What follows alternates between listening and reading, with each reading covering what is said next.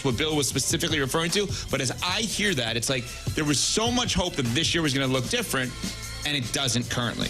It still could, but it doesn't currently. But after 2 weeks?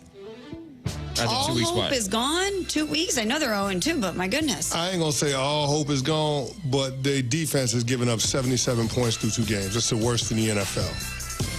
Their offense can't score at a clip to overcome how bad their defense is. So show me how the results are going to be different than what last year's was.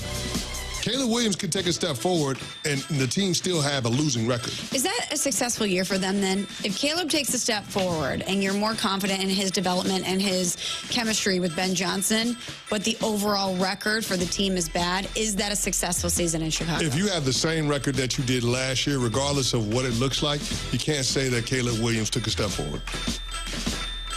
Even if it's mostly on the There's got to be something tangible in the way of progress. 2 or 3 more wins than they had last year. If they finish 7-10, 8-9, okay, cool. We can feel good about that. Show me how the team we saw over the last 2 weeks is going to get to 8 wins. Yeah. I can't. Exactly. That's the problem. What does that mean for Caleb Williams in the future? Pat, I don't know. And that's the scary part. I'm glad I don't get paid to make those decisions, my brother, because that is going to be a tough one. Yes, it is. That is going. I mean, they're going to be up in there puckered. Especially when you're with your head coach and your GM on the same timeline. Yeah, I'm talking about them cheeks going to be able to turn some coal into diamonds. That's how tight everybody would be if they have a top 10 pick after season's end. I'd be stunned if they used it on a quarterback. Yeah, I hear you. But remember, Ben Johnson, Caleb Williams guy, he didn't draft Caleb Williams. But he went there for him. He went to Chicago, but he did not draft Caleb Williams. From kickoff to cash out, ESPN Bet has the tools you need to score more on game days. Bet smarter with stats at your fingertips. Get personalized parlays built just for you. And with your fantasy team synced right in the app, you can back your squad. Right now, new customers get $100 in bonus bets when you bet $10. Sign up with promo code USL to get started. Must be 21 plus. Gambling problem? Call 1-800-GAMBLER. Terms and conditions apply. See app for details. Offer not available in New York. Paying extra for tire care is BS. You know, bad service. So at Midas, we're rolling out our BS-free tire guarantee, included with paid installation and tax on every purchase. You'll pay nothing for flat replacements, nada for flat repairs, and zilch for tire rotations every 5,000 miles. That's $0 for all that. So with this limited lifetime tire guarantee, you'll pay a whole lot of nothing compared to what the other guys charge for tire care. That's the BS-free tire guarantee, only at Midas.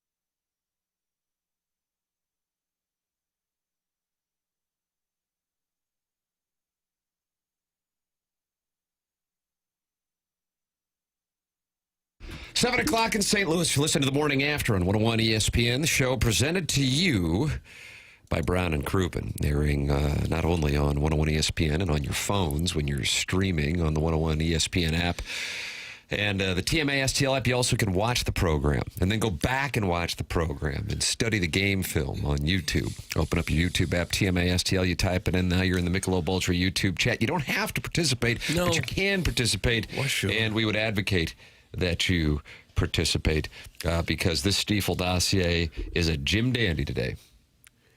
It would be a difficult life if you were forced to participate in radio shows, like if some government official called and said you have to send in a text, a phone call, you must to some radio show. That'd be tough. But here, we don't require it. I always felt that Chris Connolly was committed to ESPN, like long-term, and he just kept popping up. Like he had to show up a couple times a year. They gave him that up close, was it, Tim? And then it kind of went away, but then he would pop up randomly. Yeah, I agree with that. And so I feel like what kind of arrangement he had. Yeah, I feel like it's Doug's thing where he had to every once in a while. Right. He's required to. Text in with your takes that you are now required to give. 314-399-9646, Air Comfort Service text inbox. Call in Tuesdays historically for phone calls, assuming Jackson will let Larry Nickel through. I don't know what that's about, but I don't have the details, but they're not important, and I'll tell you why. 314-974-0101. And then, of course, get with your other friends in the Michelob Ultra YouTube chat, like father-in-law Bill, Zach Zane, Lex Luthor, and Martin's Wildcat Agenda. Gosh. Well, I hope they run it this weekend. That'll throw South Carolina off, Doug. Come out in the Wildcat. How about the pistol? Yeah? Do you know what the pistol is? I've heard it, and I had to look it up the other day. Do you even know what the pistol formation is? See, would the back be, is it all like in a row? I think that's it. The back has to be right behind the shotgun? Uh-huh. Now, why would you call that a pistol? It's offensive. It is to me. Doug, are you going to the game? No, I won't be able to go. Are you going to Columbia? No, You're talking about the showdown with the Reds. I have to help John Vaughn move. Oh, where is he moving? We don't have a house yet. He's moving out. Going to sell one and live with the mother-in-law for a while and then look for another one. So I'm helping to move. God bless. At what point do you stop helping move? Say, yeah. John Vaughn is 34 years old, right? No, but I'm saying for you, Doug, as the parent, do you say, you know what, get your buddies to help? I would never say Meet the Parents with Robert De Niro. Is it Blythe Danner? Was that Blythe Danner? I just don't know. And then they won Best Picture for Meet the Fockers. And they're doing a new one with Ariana Grande. So third generation Meet the Parents. I'm not Movie sure. Boy. I was trying to engage Movie Boy, but he's over there writing a thesis. Movie Boy. It's so hard to follow. What's the problem? It was a What are you movie doing? question. We're on. The program is on. No, You're no. over there Get it together, typing. boy. What's he typing over there? Everyone's gonna have to relax. Filing taxes? He referenced a movie. Everyone put Did you get an extension for the Movie Boy LLC? Everyone put their weapons on the tabletop. Give me a moment here to. I'd love to see the tax return for goodorbad.com. Council has requested them. Those documents are lost in the ether. I feel like there might be a government credit coming your way. Bottom of the ocean, and where they remain. I lost you once you said Meet the Fockers was Best Picture. They made a third one though, like Meet Hey, Tim, they made a third one. They already made the third one. They already made But it. they're making another one with Ariana Grande. Focker-in-law, I believe Is that what it's called? I don't know what it's called. Coming November 26th. See, there you go, Doug. No, that's dated already. It's tentative. Yeah, hard Is that going pass. to be Movie Boy? Well, we're gonna make a fourth Meet the Parents movie after the last two were whatever. Are you tending to the dossier? It's none of my business, but you did seem much like a farmer tends his crops. I am tending the dossier. Okay. Oh, are you really? Okay. You could use a straw hat, maybe. You were Johnny Appleseed at spring training. Brian Bartow That's right. Just planting seeds left and right. said you were Johnny Appleseed. Cardinals lost, Doug, 4.5 out, but Daddy Only likes. 4.5 out. Who doesn't Daddy like that? likes. Certainly Daddy likey. 4.5 out with, not many to play. We are right there. We are. How you can not like this club and like its chances, I don't know. We're different. Well, they're 5 under, Doug. Does that affect your likey? 5 under? No, if we can just get to 4 under. I think we got a chance to finish 4th. I would pay you to go down and ask Al. You guys scoreboard watching right now? Because if the Diamondbacks, Reds, Giants would lose along with the Mets, do you watch the Mets game, the Diamondbacks, the Reds, the Giants? Who are you watching closest, hoping they tumble towards you in your 5 games under record? The Pirates have lost 9 out of 10, so it looks like we will beat them out for that that coveted 4th hole. Cardinals, the magic number to clinch 4th place is now down to 3. What's the point of the 3rd wild card if the battle for it is so lame? Nice take. Is that in the dossier, or was that just an ad lib? You know what I'm saying? Like, I get it's like, well, you keep more teams interested. That there's a little momentum pushing back on the 3rd wild card. I'm enjoying that. But I just don't know if baseball is going to be changing its postseason format every other year now. No, I don't think they can. Like a team's going to win 2 out of 8 games and then move up the standings. And then advance in a best-of-3 series. But look how it's helped attendance in places like St. Louis to have the club still involved.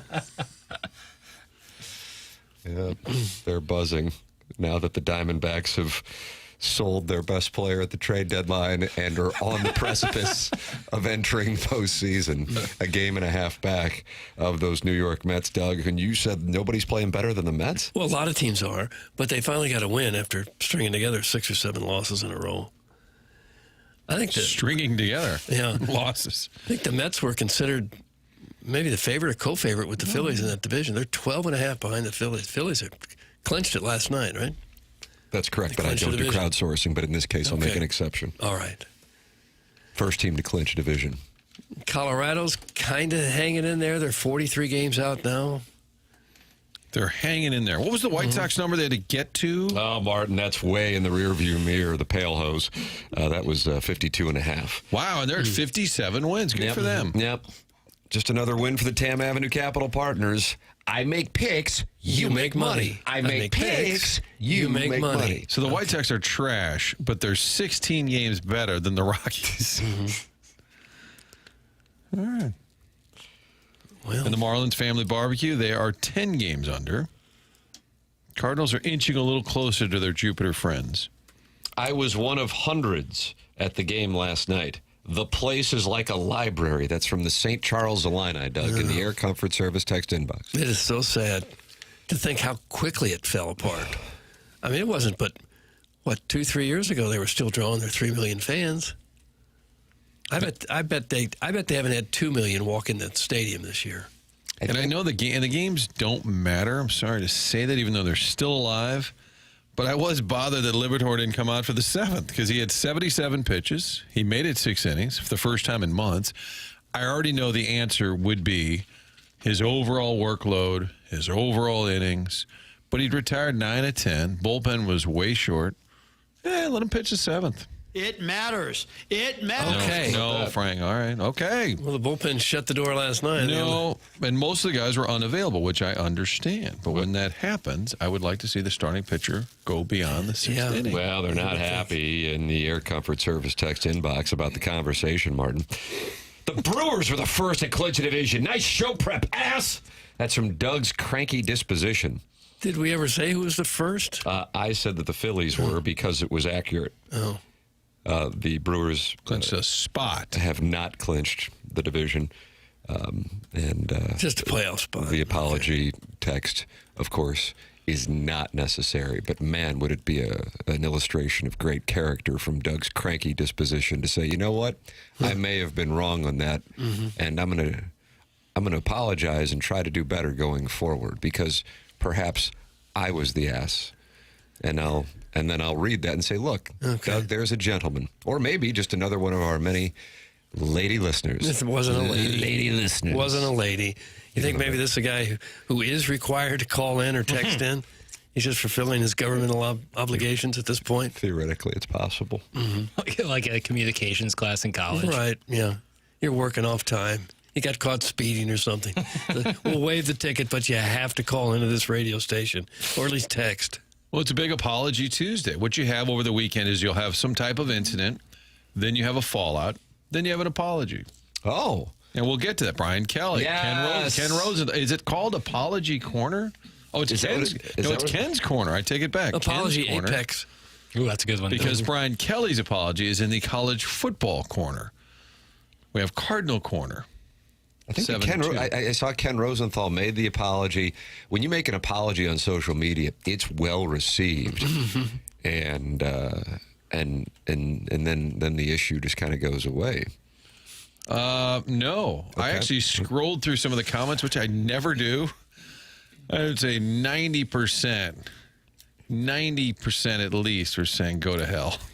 They're mad at him because he actually accidentally bumped into a photographer. Well, I think his reaction. So you're protecting Ken Rosenthal just like Martin was. I did yesterday, remember. Sharon and Clayton was mad at Martin for protecting his relationship with Ken Rosenthal, and now, Doug, you're doing the same thing. Well, I'm just trying to rehash what happened. He backed into a photographer who apparently wasn't his photographer. It was the Brewers team photographer. Yeah. He was getting ready to do a little snap photo when they do the bucket, the Gatorade dump.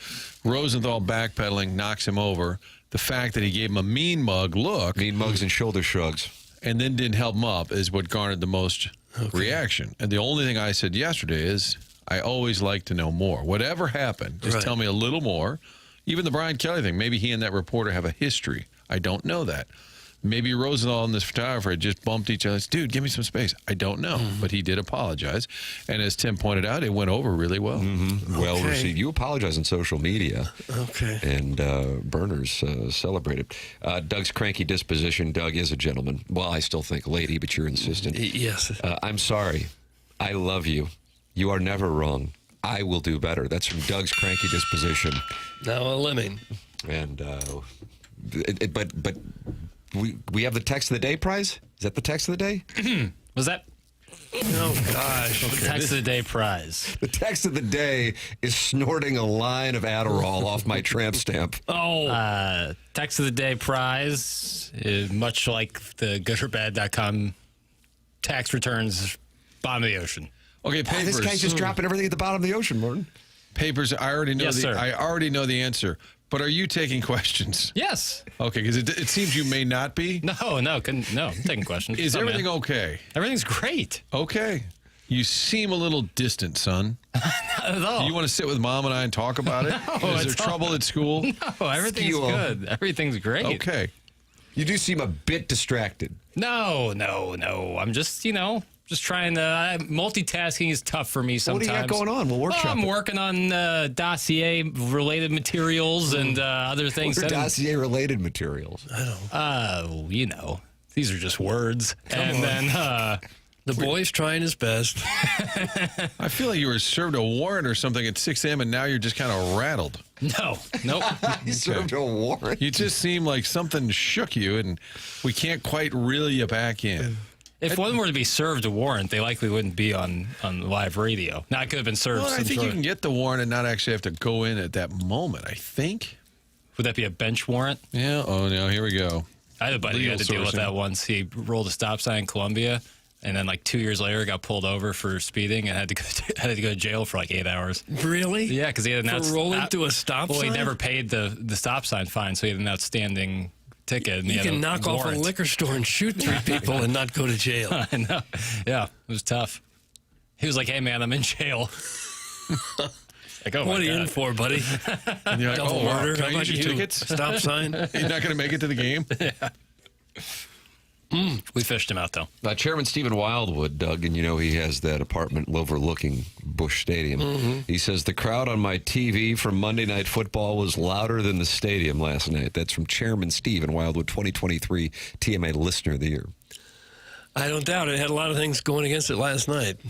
Hot night, Monday, school back in session. Monday Night Football on TV. Had a lot working against it. So they did not draw a very big crowd. I found I didn't watch a second of the game again. It's so unlike me after being a fan since the 60s. And you've gone to how many this year? You've gone to a lot of games. 7 or 8. That's pretty good. Yeah. I still enjoy going. It's just that when they're out of the race and the team isn't very interesting and you got something else to do, it's kind of hard to Other than that, you're all watch. Buckle down and watch for 3 hours. It's not easy. 18,095 announced attendance last night, for the record. Okay. The Cardinals did have a lead, Doug, but unfortunately they were not able to hold on to it. It was a one-run game going into the 9th, and the Reds were able to extend that lead to finish with a 5-run victory and push the Cardinals 4.5 back of the wild card. But they still have a date, I think, with the Dodgers for the best of 3. You know what? They have a puncher's chance. I like that a lot. I like a puncher's chance. Your thoughts on the puncher's chance? Open up the YouTube app, type in TMASTL, and now the next thing you know, you're in there with 147 other friends, including Zach Zane, St. Charles Kyle, Mr. Ed, the HVAC horse. Oh, that's the one from Design Air in 1904. They used to drag the furnaces out there. That's correct. Mm-hmm. And then, of course, Martin, Steve Gottsagen's teleprompter, who's talking to Paranormal Paul and the TMA remote lamp, and Lex Luthor. They're all in there. You can join in there, too. And now the Legend of Columbia, who attempted to book a table for me at CC City Broiler. Jackson, would you like the Legend of Columbia to book a table for you, since you are heading to Columbia this weekend for the Gamecocks and your guy, Shane Beamer? 6 o'clock or 6:30 kickoff. 6 o'clock, baby. 6 o'clock kickoff. I'm going to drive up Saturday morning, so won't be necessary. What about late night after the game? I don't know if they would stay open that late. Maybe they make a special exception. I guarantee you, Eunice at the diner will be open. That seems very like old school, like gangster movie to like go to a steakhouse at like 11 p.m. be the only person in there, and having a scotch, maybe a port to wash it down. It's like kind of your office. Like people come and have visit you. Like have to sit with your back to the wall so no one comes up behind you. And like they're constantly bringing out small plates of pasta for you to eat. It seems like a pretty sweet life. Couple of showgirls walking around. Yeah. Actually, matter of fact, Legend of Columbia hooked me up. I'm looking for this. Okay. You are going to do it. Well, if I can have this kind of setup. Wow. Legend of Columbia, you have been assigned taking care of Jackson this week. That is the Legend's cue to call and berate somebody right there. What's the weather looking like for Saturday? I think rain, possible rain. That's not great. Well, I opened up the weather app. Now, we know the weather app is, of course, inaccurate, but nonetheless, we'll give what it's saying. Weather app, no precipitation, high of 83, low of 63, and the forecast on my phone says sundress season. Yeah, boy, that's perfect. I saw on the news last night there's like a 40% chance. Well, that might be St. Louis. Is that St. Louis or Columbia? St. Louis. Yeah. Doug Caller Ellen wants to talk about the forecast in Jackson, meeting with mob bosses in Columbia. She's on the Collier and Thompson phone lines. Good morning, Caller Ellen. Wow, that was lickety-split. How are you guys? We're wonderful. Well, I know you had been sideways. I can't recall with whom. Was it Chairman Kurt? I think I was just sideways to be sideways. And so once I saw that Chairman Kurt held up his phone, that's how he communicates with me, the names of the people on the phone lines. And so I saw Caller Ellen, and right away we got you on the air. 60 bases and had a decent average, and Jordan Walker hit. Or, George, just one player had a really standout year. Do you think that would change anything in terms of the fans' perception, or is this thing just cooked? I have never been so sad about the state of baseball. I like the premise. Because it said, are they just cooked, Doug? Cooked or not? A good verb. But the runway season, if Walker, Gorman, these guys were like superstars, you would say, you know what? There is some promise. But the season of runway didn't really result in much. I think that's a great premise. Yes, I think you're right. I think that would be something that if Jordan Walker, in particular, I think, because his ceiling is, I think most would agree, going into the season, considered to be by baseball observers much higher than Victor Scott's, and he were having a great year, but the team had the same record. I think that would be reason for hope. But when you look at where it is at this moment, I don't know who really truly. I feel like what we're doing right now when we ask about guys like Doug, when we had Brad Thompson on yesterday, I think he might have asked about Sajaci. It reminds me of kind of the early 1990s when we're talking about guys who deep down we know are just guys and are not pieces of a true championship team. And that's what the Cardinals have a roster full of at this particular moment. I think the thing that may be a false premise for some fans is that once John Mozeliak is gone, the organization is going to return to its glory days. And I just don't believe that is going to happen anytime soon. I think it could happen, but I think it's going to take a few years before it gets there. And a lockout. And then most likely a work stoppage. So I think if you think it's bad right now with regard to the lack of interest or apathy, I actually think it could get worse over the next 12 months. Well, I'm sad to hear that. I do remember the 90s, but clearly I was much younger and not as cynical as I may be now. And so I just thought, oh, they'll snap out of it. And then they did. And it was a great 25 years. And now here we are. And I'm just sad about it. And I'm trying to see a way back. But, fellas, I'm going to have to get off the phone because I am on Lay Road, and there's a dead zone. Way Road? Way Road, Doug. Right there in Ladue? Way Road. Jackson, is that correct? I'm not allowed in there. Yeah, it's like in between Clayton and McKnight. Man, I bet that's nice over there. Yeah, Central nice, Corridor. Jackson. Excellent. Yeah. Been there a few times. This fella. Man, God. Can you you can back me up that there's a dead zone, correct?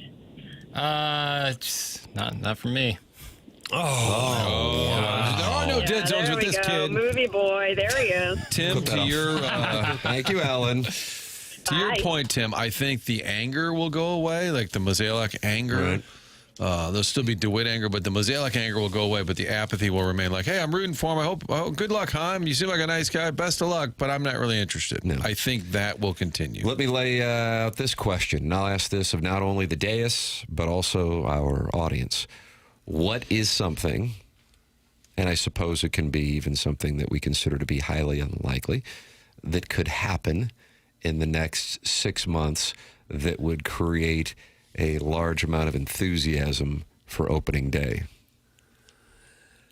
They'd probably have to go on a spending spree, bring in a couple of free agents that are well-known, all-star caliber players. Beyond that, I don't think there is anything in the organization that's going to get people too revved up. I guess the appearance of Weatherholt next year might pique some interest for people. But short of a couple of trades that just look fantastic and bringing in a couple free agents, I don't know what they could do beyond that. It's kind of sad. The most exciting thing might be moving players. Hey, we found somebody that would take Arenado. We're going to split the salary, but it'll give him a fresh start, and we save some money, and it opens up a spot. Suddy Gray is going to go to Cleveland, and we're going to only have to eat such and such. Mm-hmm. That's probably what they're looking to do, and it's sort of sad that would be considered a successful offseason. Let's see what we're getting here, Martin. We're getting a bunch, and I would agree. Personally, within the realm of reality, I would agree with you as far as what I think is possible. I think that Cardinal fans are talking about a managerial change, and so I'm seeing hire Molina as manager in here, hire Wainwright or Molina as coaches. That's from the 314. Molina getting tapped for the manager position. That is the only thing. That's from Big Blonde Dan. Yachty or Pools in the dugout, plus a few solid signings. That's from the 573. From Alan Dadeville, thinking really optimistically. Baseball agrees on a new CBA. Other than that, who cares about 2026? That's from Al in Dadeville. Eric in the Central West End. The fan sentiment will only improve if the DNC, the DeWitt National Committee, let Bloom Biden out of the basement of Ballpark Village. Will he ever talk to the media? That's from Eric in the Central West End. Bloom Biden. That's correct. Okay. I believe that will be taking place at some point in the next, what do you think, Martin, 3 weeks? Or do you think they'll wait until after the World Series and Thanksgiving? I think about 2 weeks out. I think you're going to get a Mozeliak final press conference. And then I think the next day you'll get a Heim Bloom. Maybe with the DeWitts. Even there, I would say, I would honestly, just for the optics, I would have Mr. DeWitt introduce him and then maybe cede the dais to him so that Heim can be the face of this moving forward. I don't think they'll do that way. They often like a 3-4 person panel. You have Mike Gersh kind of hanging over there. There's a lot of water bottles up there. But I think Heim Bloom, probably 2 weeks from today, will be given a chance to kind of lay out the vision. And I'm curious to see how candid he can be, knowing you hope to get some people encouraged. But if he says this is going to take a minute, that's probably the honest answer. I don't think you can overstate the importance of the Cardinals being good just for the city in particular and the region in general, there's a lot of people whose income is tied to the success of the Cardinals. There's a lot of bars, restaurants, hotels, stadium workers who depend on Cardinal baseball. And it's been such a big thing in St. Louis for so many years. It's kind of been our identity as a city for decades. And now to see them fall apart like this, it's really a very harmful and hurtful thing, not just for the team and the standings, but for the region in general. And the game right now, everybody's hitting 30, 40 homers. Contreras is your leading home run guy at 20. He's got a biceps injury, so he's probably going to miss some time. So nobody's going to get to 90 RBIs. Your top RBI guy is going to be in the 80s. I think last year Burleson led him with 79.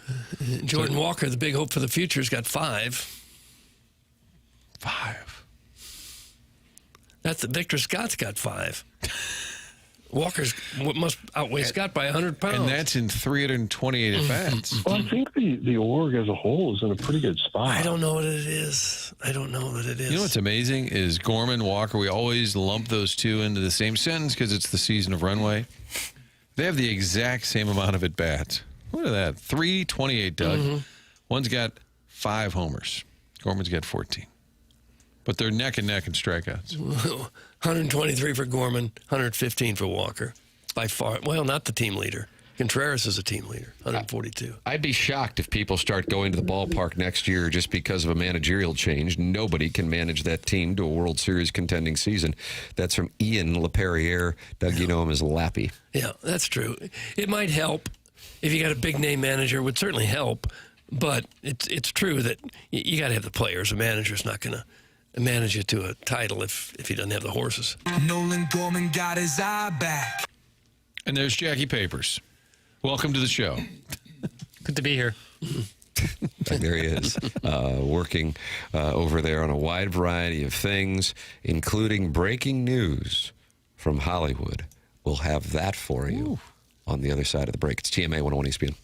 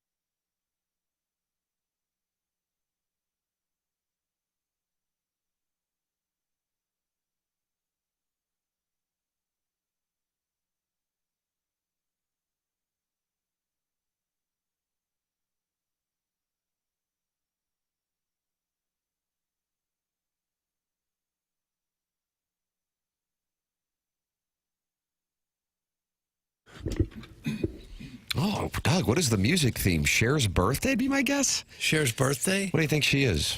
This is all guess. Jackson hasn't confirmed it. 76. God, I'm going over, and I feel really good about the over. When was that show? Sonny and Cher was early 70s, right, on TV? Yeah. So she's probably mid-20s at that point. Cher is 79, but it's not her birthday. So what's our music theme? Apology songs. Wow.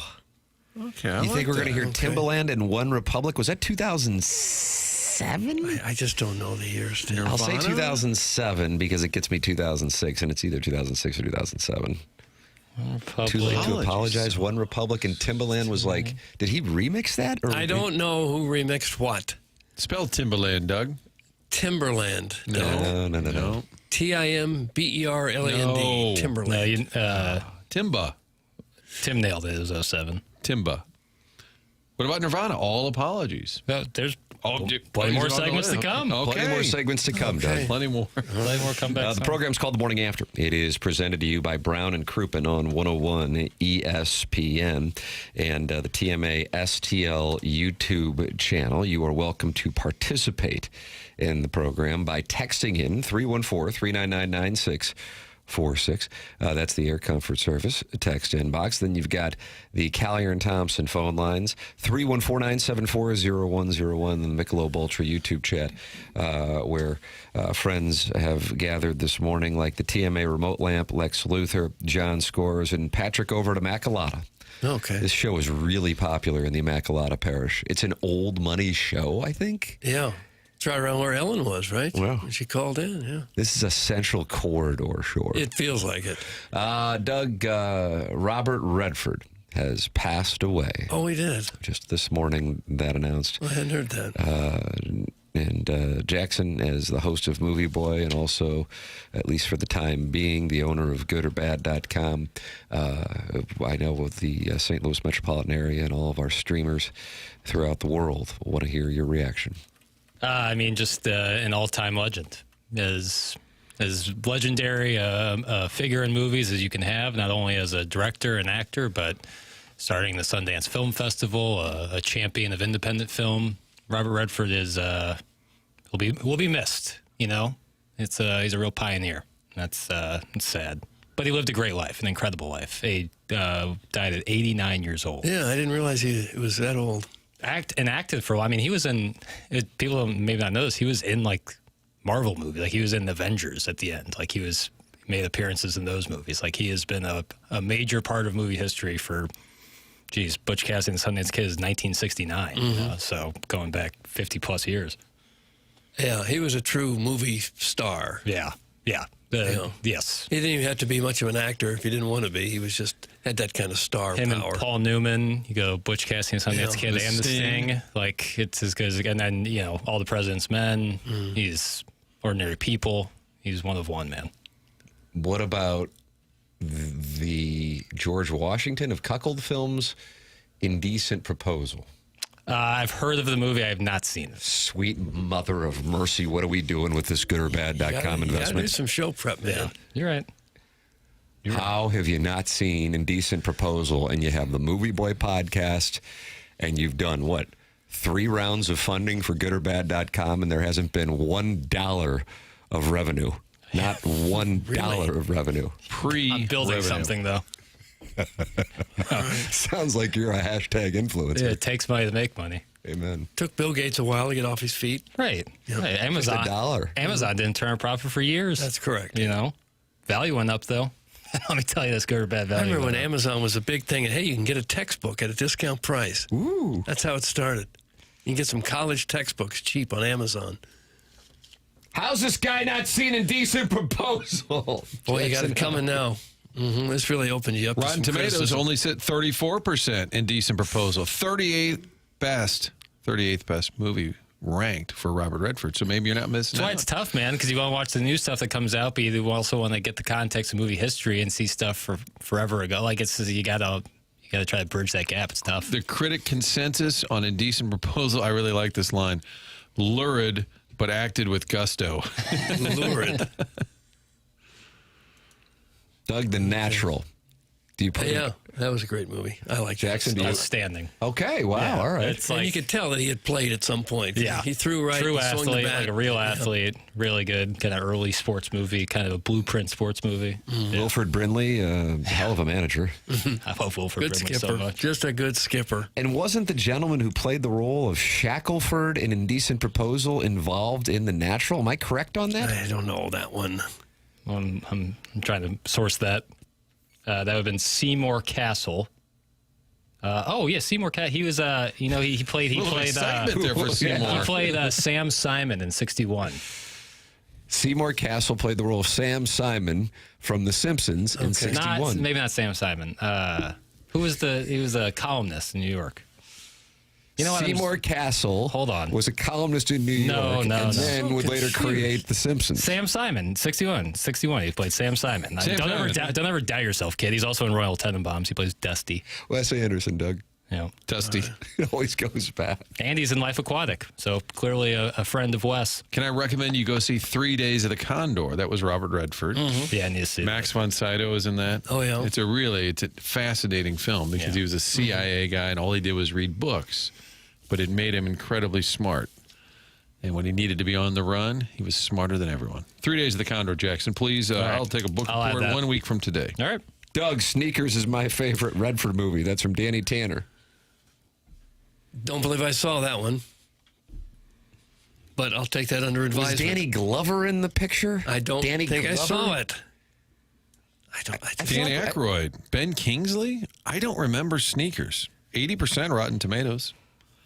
It got bad ratings because so many husbands couldn't face the harsh reality that their wives would willingly leave them for a night with a debonair millionaire, especially when being paid a cool $1 million. That's Sharon and Clayton's theory as to why Robert Redford's picture that Jackson has not seen, despite owning goodorbad.com, received only, Martin, 34% positive ratings on Rotten Tomatoes. That's Sharon and Clayton's. It had nothing to do with people not liking the film. She said it's because husbands didn't like the idea that their wives would leave them to sleep with Robert Redford and $1 million. I think most wives would leave their husbands to sleep with Robert Redford for $1 million. Don't you think? It'd be hard to find one that wouldn't. If you would not sleep with Robert Redford for $1 million, please call in 314-974-0101. Oh, your silence is deafening. Sneakers critics consensus. There isn't much to Sneakers plot, and that's more than made up for with the film's breezy panache and high-tech lingo. Sick cast, though. Breezy panache. Sick cast. River Phoenix is in it. High-tech lingo. I would hope my wife would venture out a night for $1 million. That's from producer Joe's Ass Scab, who would be mad at his wife if she didn't do it. Yeah. This started as a tribute to Robert Redford, the great Bob Redford. My mom interviewed Robert Redford. Is that right? Oh, did she? She tells a great story about that in, I believe, the 3rd episode of Movie Boy. Was he that? nice? Because I saw him in interviews where he was kind of snippy and She always. said incredibly nice. Oh, good. Okay. I would think he just didn't suffer fools. Like if you were kind of a moron, he probably would struggle with it. I could see him being polite but annoyed. Yes, I would agree. I would leave my wife and pay $1 million to sleep with Robert Redford. That's from Shipley Pibbles. That's the alternate route. Yeah, I guess that's a different. So in this case, now it's on the expense side of the ledger. It really wasn't the question on the dais. Well, we'll take your Bob Redford thoughts and calls. You wouldn't want to ask how many men would leave their wife for $1 million to sleep with some beautiful Robert Redford. movie star. Oh. No, I wasn't thinking Redford. I was thinking a woman. Okay. But let's make sure that we clarify this just in case we experience any pushback. We're not going to kink shame. No. Well, I will at times. Many things disappoint me about Ho Chi Papers. Oh, Lord. But not watching Demi Moore be bought by Bob Redford and making Woody Harrelson literally turn into a TMA listener and throw his life away. That's from the Warson Woods Wacko. So the Warson Woods Wacko is saying, number one, he's disappointed in you. Sure. Of course, Ho Chi Papers. Right. For not watching the film. But then also he says Woody Harrelson turned into a TMA listener. Well, a cuck. Because his wife left him, and then Woody Harrelson began struggling financially. I don't want to get into any spoilers. So this movie is cuck forward? It might be on the George Washington of cuck films. Well, that's what, because I've long been working on a project of Matt Damon as a cuck in all of his movies in this theory. So, what about Good Will Hunting? Not all, but a lot. Not all. So Boom. That thesis wraps Almost up. all, not all. Although hold firm, son. Hold firm. Simp. Who did you talk to? Simp. Arch told you that? No. Simp could be included. So you're saying he was a simp in Good Will Hunting? Well, he got in that jalopy and tried to drive to California. No shot. You don't hear the word jalopy enough. Did you see the car they get? Cole Hauser is looking at it. They're like, oh, man, I don't even know if this will make it out of the Commonwealth. And Cole Hauser is Rip? Rip? That's correct. The actor, Rip. From Jackson frowns on Yellowstone and all Taylor Sheridan vehicles. Not his movies. Not his television shows. Yeah, drivel. Doug, this guy looks down on the common man. Really? But if people like it, that makes it okay, that's not true. I right? liked Landman. That's so I can't. I'm wrong. I liked Landman. I'm wrong. I liked Landman. I just Would you like to issue an apology to Taylor Sheridan, some of his vehicles? Yeah. Could I lump myself into Ken Rosenthal's apology? Like quote tweet it and say I'm also sorry. Don't smirk while doing it, because then the apology will be dismissed. Was it a patent dismissal? George C. Scott? No. Oh my God. University of Missouri. Adderall. Oh my God. Is empty. Okay. You think Redford and George C. Scott ever just hung out one night, got after it a little bit? Why would they? Cut that off. I don't know. Prominent actors in the early 70s? I don't know. Maybe. I just don't. Do you think the Giants and the Giants ever get together for a picnic? The San Francisco Giants and the New York Giants. Yeah. Simply because they share the same mascot name. Yeah. Okay. And that was a caller to Francesa. Did he take it serious, or he was confused, but then it later led to the Giants, both sides, playing ball? Yeah. I really respect the fact that both teams kind of played Pretty off awesome. Doug, one of the things that's been so disappointing about Jackson Stiefel dossier on Tuesdays is not including Larry Nickel. I'm not sure why. I was watching SportsCenter this morning, and Nicole Briscoe showed highlights of last night's WWE. Oh, gosh. Something big happened? Yeah, and joining us right now to give us insight into why it was covered on SportsCenter is our official wrestling reporter on the Callier and Thompson phone lines against Jackson's wishes, Larry Nickel, with us on 101 ESPN. Larry, good morning. Good morning, guys. What's up? Unbelievable with what is coming up this weekend. They're calling it Jorts versus Jeans. Doug? What does that mean? One of the matches this coming Saturday on the ESPN app is John Cena versus Brock Lesnar. Okay. But what's the Jorts versus Jeans thing? John Cena always likes wearing shorts to wrestle in, and this past Friday, Brock Lesnar was wearing jeans. He had a wardrobe malfunction. No. There's nothing that gets me harder than jorts. Oh, Joe. Papers really enjoyed it. All right, so this is a championship match, I guess, huh? No, this is part of John Cena's retirement tour. Yeah, Doug. Oh, okay. All right, and so that was so big that ESPN showed highlights last night, but only showed highlights because they have their own event coming up on Saturday. Yeah, because since WWE signed a deal with ESPN to stream all their premium live events, otherwise known as pay-per-views, on their app. Larry, hey, Larry, real quick. Larry, are you watching a program in the background today? I am watching the station you work on, Martin. All right, supporting the two. But thank you, Larry. Thank you, Larry. Don't let this get in the way of that. I won't. Okay. Priorities. I guess there was a show last night, huh? Yeah, I saw the highlights on SportsCenter this morning. Okay, and what happened? Tim, I'm paying attention. Well, there was a quote-unquote face-to-face between Seth Rollins and his wife, Becky Lynch, and CM Punk and his wife, AJ Lee. Because one of the matches at Rosenthal this Saturday is a mixed tag team match between those two couples. Okay. That'll be fun. Doug, that'll be on ESPN. Yeah, what's happening at ESPN? I mean, good for ESPN for finally showing real sports. Okay, that was a highlight of the night, was it? Well, there was the matches, too. Okay, and the highlight there would have been? One of the competitors that is wrestling for the vacant women's world title, Stephanie Vaquer, faced off against Qerim. Okay. Kylie? Oh. And the winner of that match is Stephanie Vaquer. And she's going to be on tonight's presentation of NXT as they present Homecoming from Full Sail University, where it started 5 years ago for NXT. Sure. Well, all that makes sense to me. Okay, anything else we would need to know about the presentation? Well, as you know, this past Friday, the 12th, they had a Worlds Collide with competitors from WWE and the AAA promotion down in Mexico.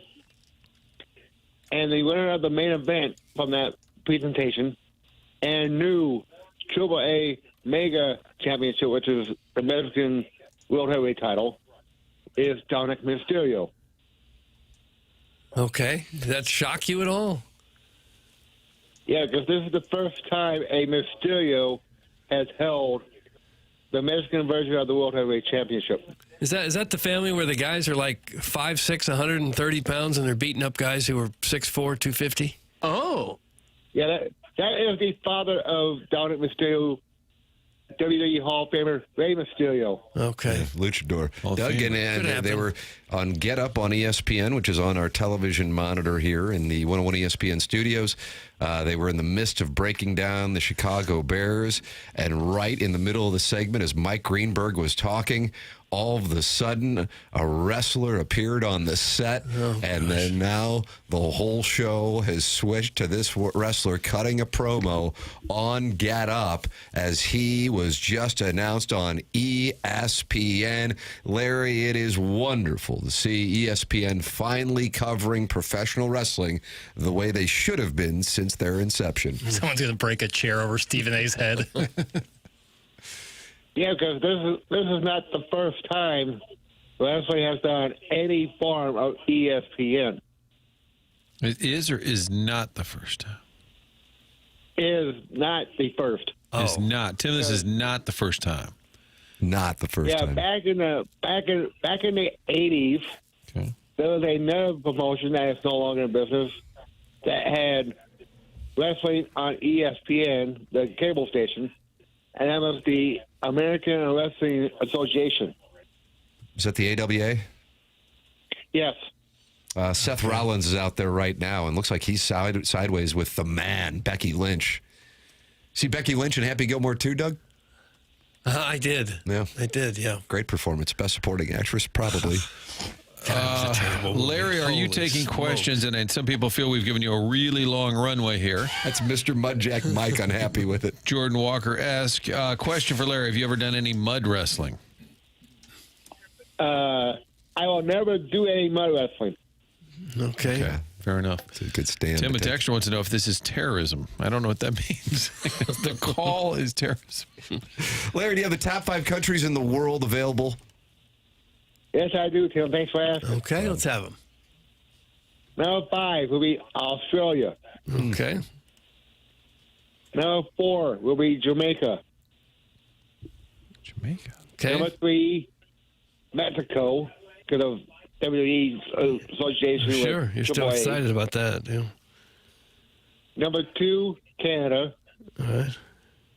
Number 1, United States of America. Yes. Oh, Doug, I hear Cool and the Gang. It's a celebration in the United States. Larry, God bless you, and God bless these United States of America. Yeah, God bless America. There he is. That is Larry Dickel. And Jackson, you've got to be furious that he got through your fortress, blocking him from appearing on the show. Yeah, I'm kicking up dirt over here.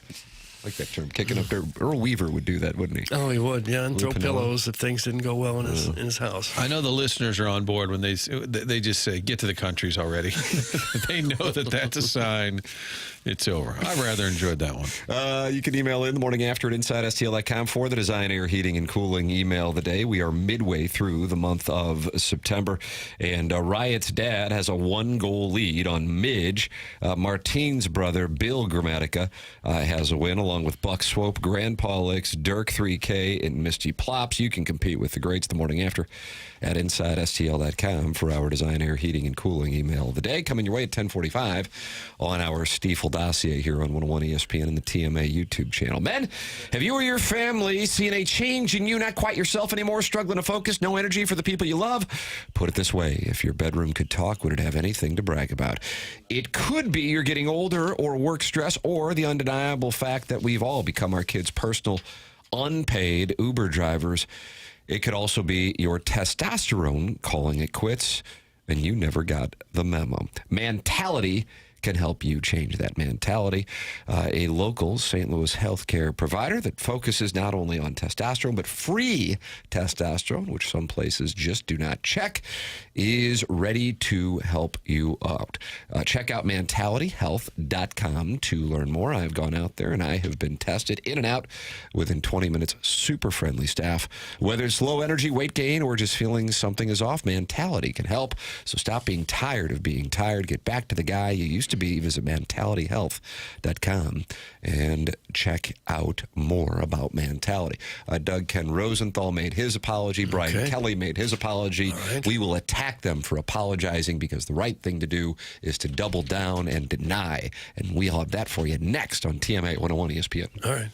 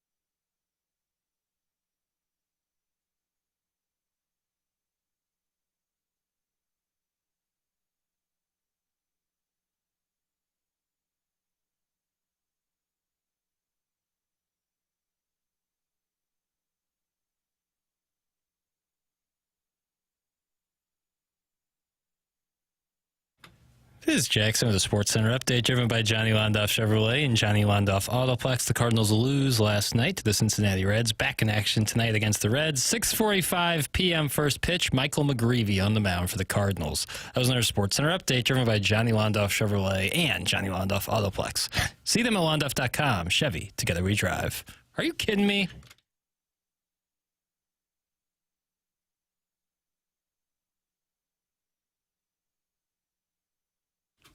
Wow, Martin, you made a request and you got it. Maybe the Alliance is back. Yes.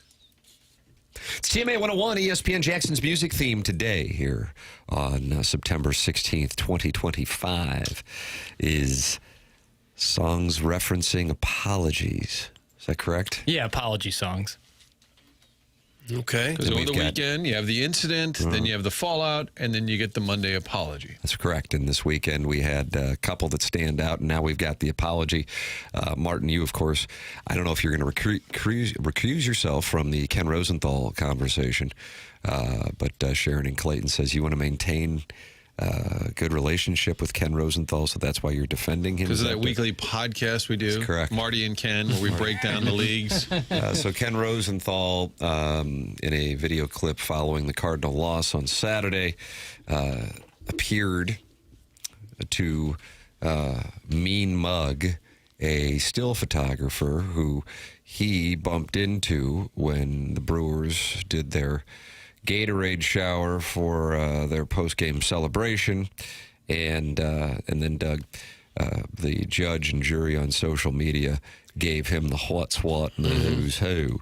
Ken Rosenthal, on his podcast yesterday, addressed the incident.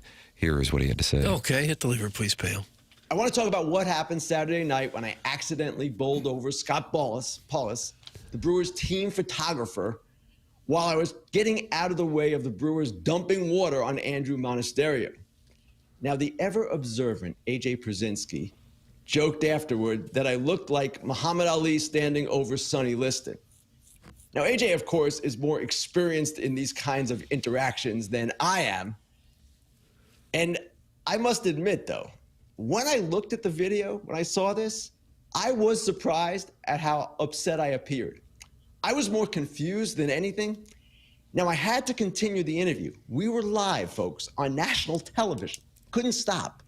And that said, I felt awful about what happened. And afterward, I went up to Scott, who I've worked with in pits before over the years, and I apologized. And I apologized profusely because, let's face it, I don't think that you ever expect knocking someone down is going to happen in any particular situation. So, yeah, sure. I apologized, and Fox is doing the American League playoffs this year, so I won't see the Brewers again unless it's the World Series. But if I do see the Brewers in the World Series, I look forward to working with Scott again in the photo pit, and I also look forward to sharing a good laugh with him over this. Base hit. Well, Doug, how upset are you by that? I'm not the least bit upset. It was a nice apology. I don't think he really even had to apologize, but he did it in a very pleasant way, and I think that people should just drop it because it was a nothing burger to begin with. Well, I do think live on national television is kind of a weak excuse, but because you're live on national television doesn't stop you from doing it. I'm sorry, Jackson, you're on fire, but I'm live on national television tonight. I don't think that's a great excuse. It was a bad look. I think the apology, I mean, nobody ever accepts the apology. Did it sound a little scripted? Yes. But is the overall incident a big deal? No.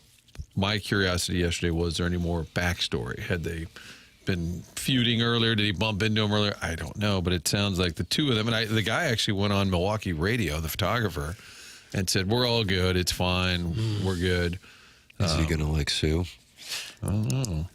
He was wearing a neck brace during the radio interview. There are times if you don't realize you're on camera and they just get a shot of your face, you look like you're mad about something. Like, I have resting bitch face. I understand that. People ask me, what are you so upset about? I said, nothing. I'm just sitting here. And he Rosenthal has that just a bit too, where it looks like he might be upset over something that he's not the least bit upset about. Just kind of his natural expression. I don't think the internet heroes are going to like that apology. That's from John Cusick in the Michelob Ultra YouTube chat, where 219 friends are in there talking about it. And then Spicy Sow, which is in honor of General Tso's chicken and waffle fries, says, "You are an on-field photographer. Your only job besides pictures is staying out of the way. Like, what are we even talking about?" That's from Spicy Sow, who is the #1 ranked YouTube chatter according to YouTube this morning. Congratulations, Spicy Sow. That's the first person I've heard sideways with the photographer. Well, his first job is to take pictures, not stay out of the way. And he's the team photographer, so he's going to have even more access or license than most. Right. But again, we're doing what we said we wouldn't do, which is making a bigger deal out of it. Right. It just seems like two guys hustling to try to do their job and stumbled over each other. And that was that. Right. That's all that happened. Why are you protecting Ken Rosenthal? Because he didn't do anything bad. Because you love his bow ties. I don't mind the bow Chairman tie. Steve says, "I'm distancing myself. I guess from my take yesterday, which was I just want to know a little more." I don't think Ken Rosenthal is the kind of guy who sought out the photographer and punched him, wanted to make sure he fell down to make himself look and feel better while he did this interview on TV. Is tying your own bow tie an ego thing? Yes. I think so, too. Oh, is that right? I think so, too. I think the pre-made bow ties look perfect, and they're easy to use. And You pro clip-on tie, bro? Tie, like a regular necktie, is different. Why? Because of the different knots. There's different knots. Oh, you like a Windsor? I'm a half Windsor guy. Can you not get a half Windsor clip-on tie? There's no reason why we all shouldn't wear clip-on ties. Why fuss with the big tying of the tie? It's also an ego thing, but it's an ego thing that I do, so I'm going to say it's not an ego thing. Okay. But the bow tie is. The pre-made look the best. It's like one of the worst fashion faux pas you can make is to wear a clip-on tie, and I never really understood why that's such a horrible thing. If it looks great, if people can't tell, why is it a big deal? Well, Sparky Pfeiffer didn't like it. What about that, Doug? I don't care much about Sparky Pfeiffer. No one cares about a 5'4" geeky baseball writer mean mugging someone. That's from the 314. I don't know that much of a mean mug. Steve Sparky Pfeiffer. Thank you. Begging for drops over here. I'm a big fan of body of work. If somebody's body of work is they're always an ass, then you hold them accountable for that. If largely in my encounters with Rosenthal, he's always been plenty fine, plenty nice. It was a bad look. It's not a tragedy. Apology probably could have been a little more real sounding. Not the end of the world. Again, body of work. If somebody acts like an ass all the time, then you kind of say, that's your playbook. Former Cardinal A.J. Przynski does the podcast with Rosenthal, and here is what he had to say about what took place. Ken and I joke a lot on this show. We work together at Fox. We work together here. We joke a lot. We make a lot of fun of each other. But at the end of the day, I want people to understand that Ken Rosenthal is a really nice guy, and he cares about other people. So that people that think that Ken was trying to bully this guy or thinks he's better than anybody else don't know Ken very well. All right, that's the first thing. Second of all, when this happened, I saw it live, and I made fun of Ken right after the game. I didn't know it was going to turn into this viral sensation. I literally laughed at him, and I said, Ken, did you see yourself? You looked down at him like this poor guy just got run over by a little person, okay? And look, that's like, and Ken, Ken first of all said, I apologize, I felt terrible about it, but he was also in the middle of a live interview, okay? Not that that's an excuse, but what Ken did afterwards, I know he apologized profusely to the guy and said, I'm sorry. It was a mistake. It happened. And here's my question for you. Alana, you've done a million live interviews. Eric, you've done live stuff. Stuff happens in the middle of it. We were trying to get the shot. We had Monasterio who had just gotten the game-winning hit in a wild game, and he was doing an interview in English, which was unbelievable for him to do. And then this guy was in our shot, and we asked him repeatedly, not an excuse, we asked him to move. And then Ken didn't want to get wet. Fine, he knew it was coming. He ran into the guy. It happens. Ken's apologized. It's time to move on, people. It wasn't a big deal. It wasn't a big thing. The guy who got hit took it and understood. We all need to just chill, okay? Just chill. It's fine. Not a big deal. Now, that is the first time, and we're doing the Zapruder film on this, but that's the first time I've heard it referenced. We asked him to move, that he'd been in the shot. So what I was saying yesterday was you still treat somebody like a human being. I understand that. But it sounds like there was a little context there that might have been missing. And the still photographer needs to understand that Fox paid tons of money for the right to do these interviews, to have people on the field, to televise the game. They get first crack at some of these people, not the Still guy. But I don't think the Still guy did anything wrong. I mean, it just happened. They're throwing the water around. It just happened. And could Rosenthal have handled it better? Sure, but it's not that big a deal. It looks like he just stumbled backwards. And, in the second or two following an accident where you stumble or fall, you don't know what your facial expression's going to be like. I wouldn't hold him accountable for any of that. I think what people are upset, your blink should be to help the person out. That should be your blink. And you can't say, well, I was live on TV. That doesn't cut it, right? If you say, well, I was live on TV. I guess not. But it's not that big a deal. And body of work, I think, does matter. And somebody said, oh, Martin's going to lose his source. Ken Rosenthal is not a source of mine. I have no connection to the man. The backwards hat bozos have no serious credibility. That's from Eric in the Central West End, and Dougie doesn't like people wearing backwards hats. The photographer had his hat on backwards. He did. Former Major League Baseball players do not have expertise on baseball, is what was just sent in to us. So even your pro hat's on backwards. I don't think it should determine whether you have knowledge on a subject or not. And I texted you, Dorks, a picture the other day of Foul Territory, and their guest had the hat on backward, and I was asking you guys, is that now a requirement to be on Foul Territory? It really bothers Jackson when it's a fitted cap on backwards, correct? Yeah, it's just you look like Turtle.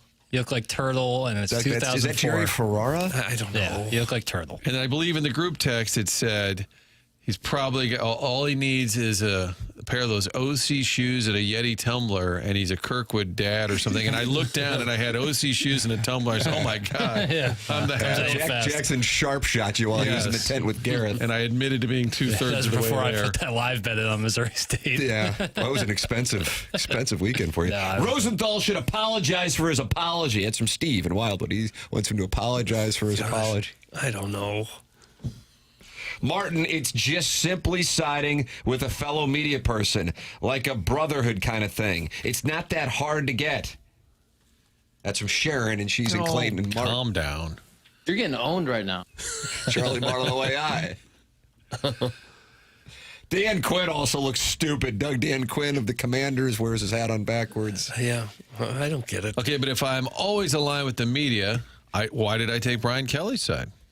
I was with him the other day. I thought that the line of question was a little too negative right out of the gate. Well, we will have that for you because Brian Kelly actually issued an apology yesterday at the start of his Monday media session in Baton Rouge. He apologized to the reporter for what Jackson says is 50 of the greatest seconds we've had on the program following the Florida win. It's right up there with Steve Sarkisian. Yeah, I was going to say, Sarkisian one is just too good. That is coming your way next on the program. It is TMA presented to you by Brown and Crouppen on 101 ESPN.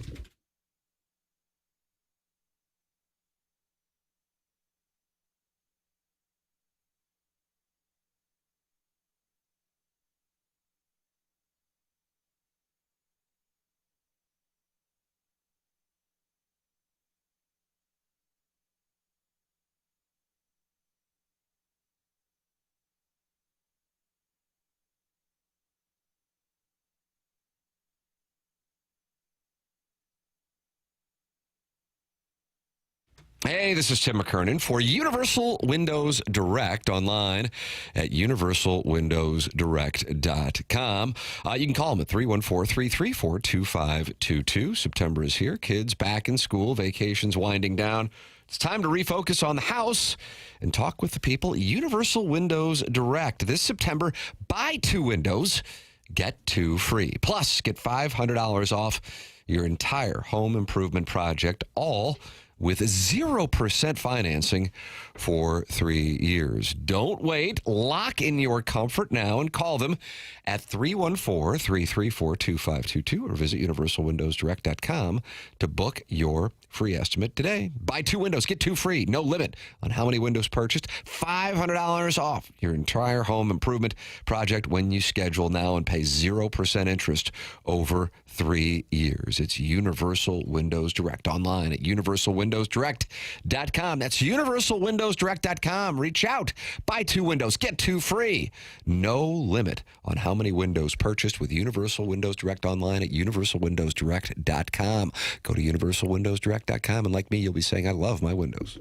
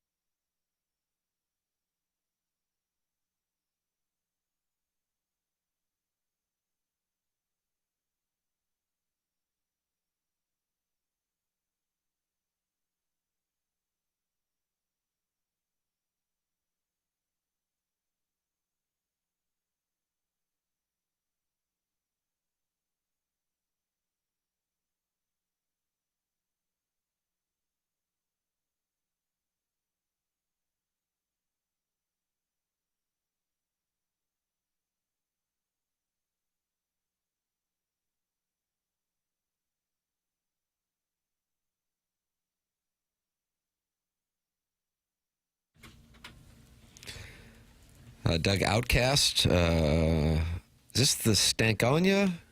Oh, God. 2000? It's a pleasant title. With, man, is it just me or is Bombs Over Baghdad one of the greatest jams of all time? And that's on this album. And this was this like October of 2000? I just don't know the years, Tim. And one of the things that I think is so intriguing about Jackson's music theme today is this is actually alleged to be Andre 3000's address to the mother of Erykah Badu, who he had a child with. Victoria Babu? No. Erykah Badu. Erykah Badu, okay. Jackson? E-R-Y-K-A. I think that's an E-R-Y-K-A-H. Is it a B-H-A? No, I think it's a B-A-D-U. Yeah, I think you're right. Bad on you. Yeah. Andre 3000 is like my favorite rapper ever, so. Wow. Yeah. And was there an apology in there? Because that is the theme today, correct? Yeah, it's apologies. Well, he does say, I'm sorry, Miss Jackson. The song's called Miss Jackson, but he's saying, I'm sorry, Miss Jackson. Doug, that's the greatest album ever. That's from the 573. Okay. Okay. He does not sound convinced. How's drink going to motivate the boys this weekend now that South Carolina's no longer ranked? That's from the Hillsboro Hottie, yet another female listener. I don't know.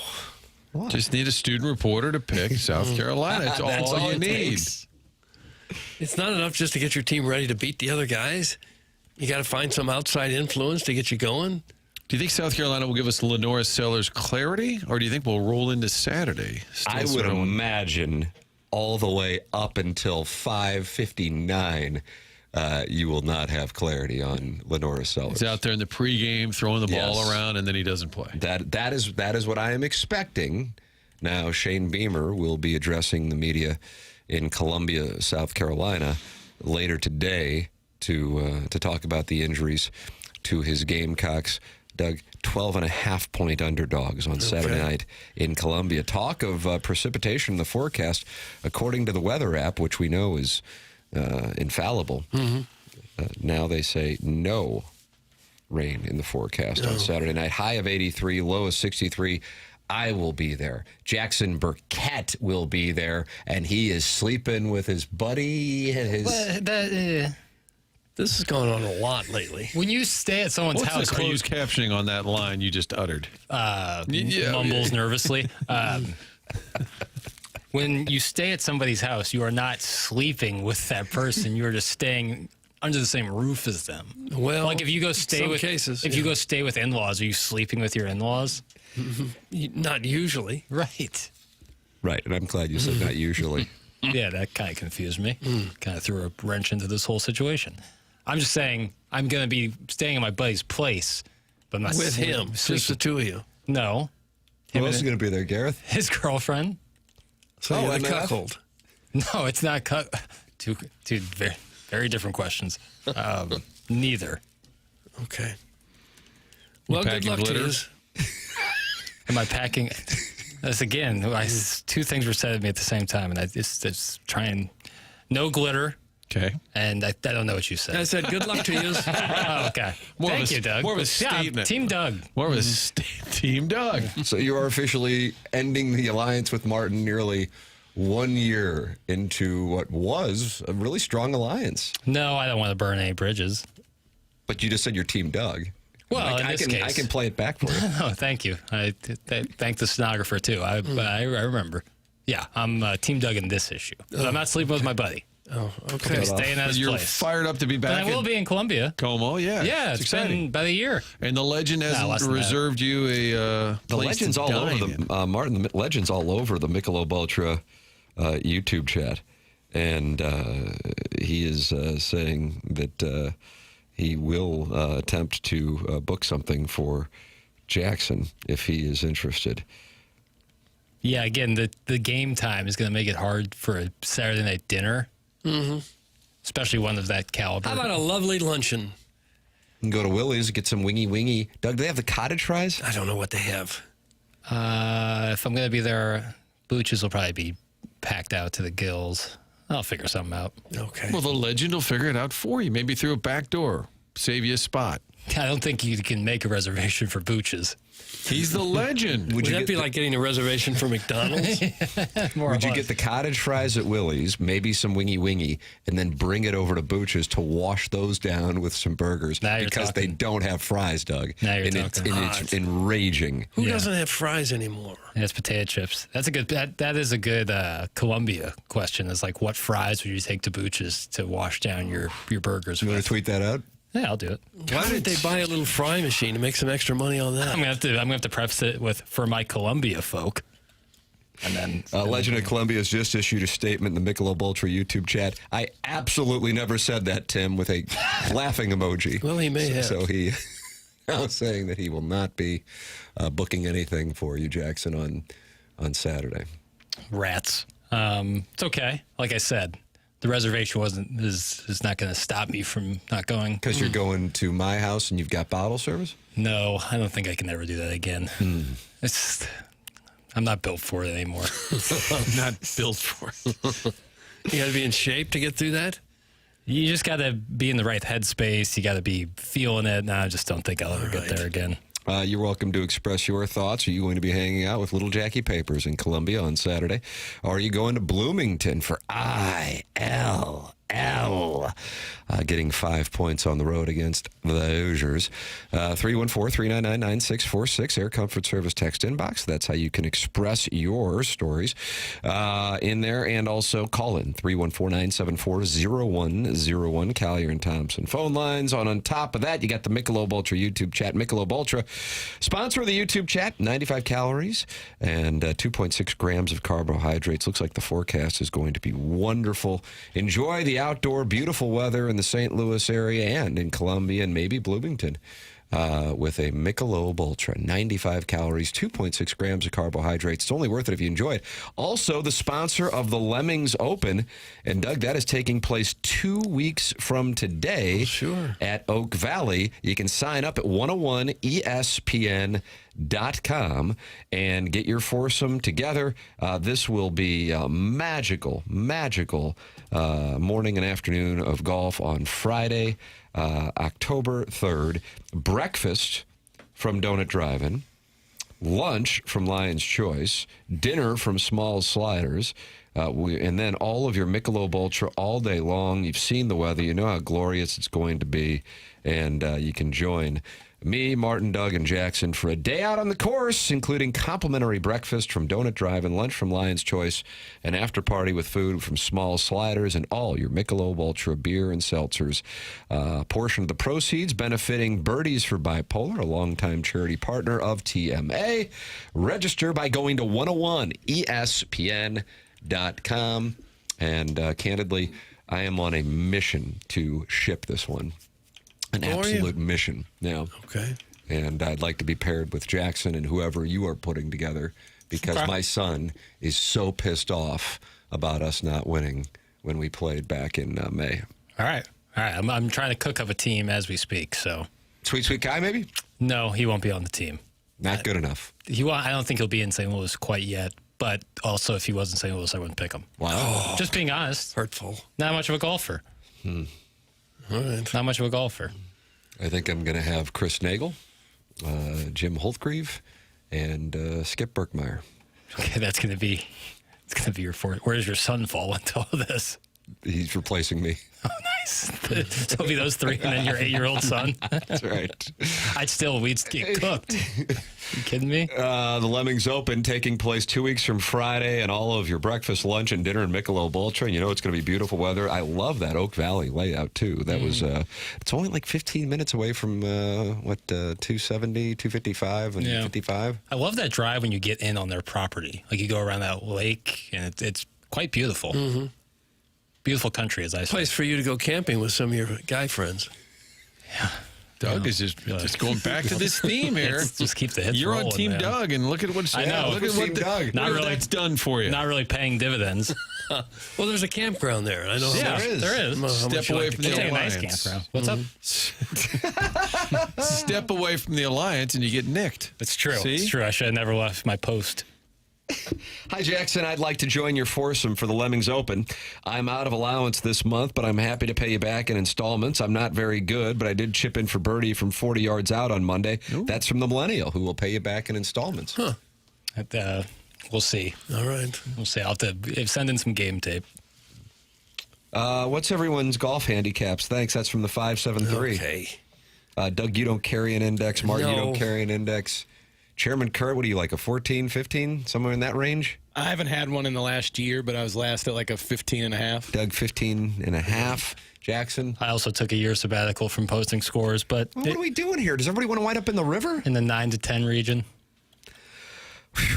And you don't have a handicap because you didn't want to pay the $9.99 for the year? It's not that cheap. You have people thrown in a river if they don't have a golf handicap?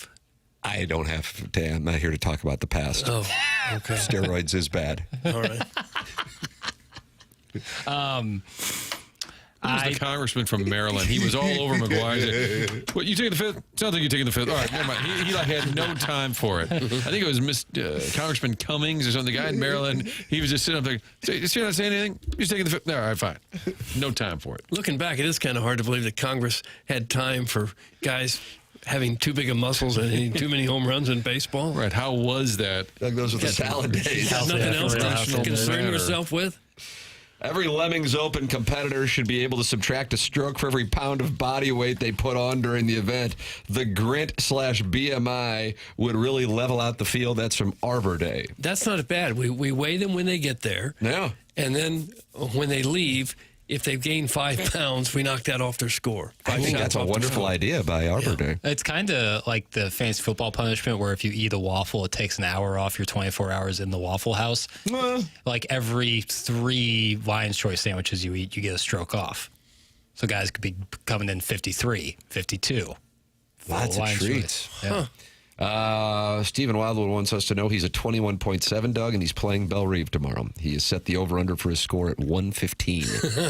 Sounds about right. If you played absolutely by the rules, by every rule. Ooh, you're accusing Stephen Wildwood of being P. Reed. No, I've always thought if you're paying to play or you're just out there to have fun, give yourself a decent lie. Make it fun for yourself. You don't have to make it as hard as you possibly can. What's the upside there? I mean, you're not playing in a tournament.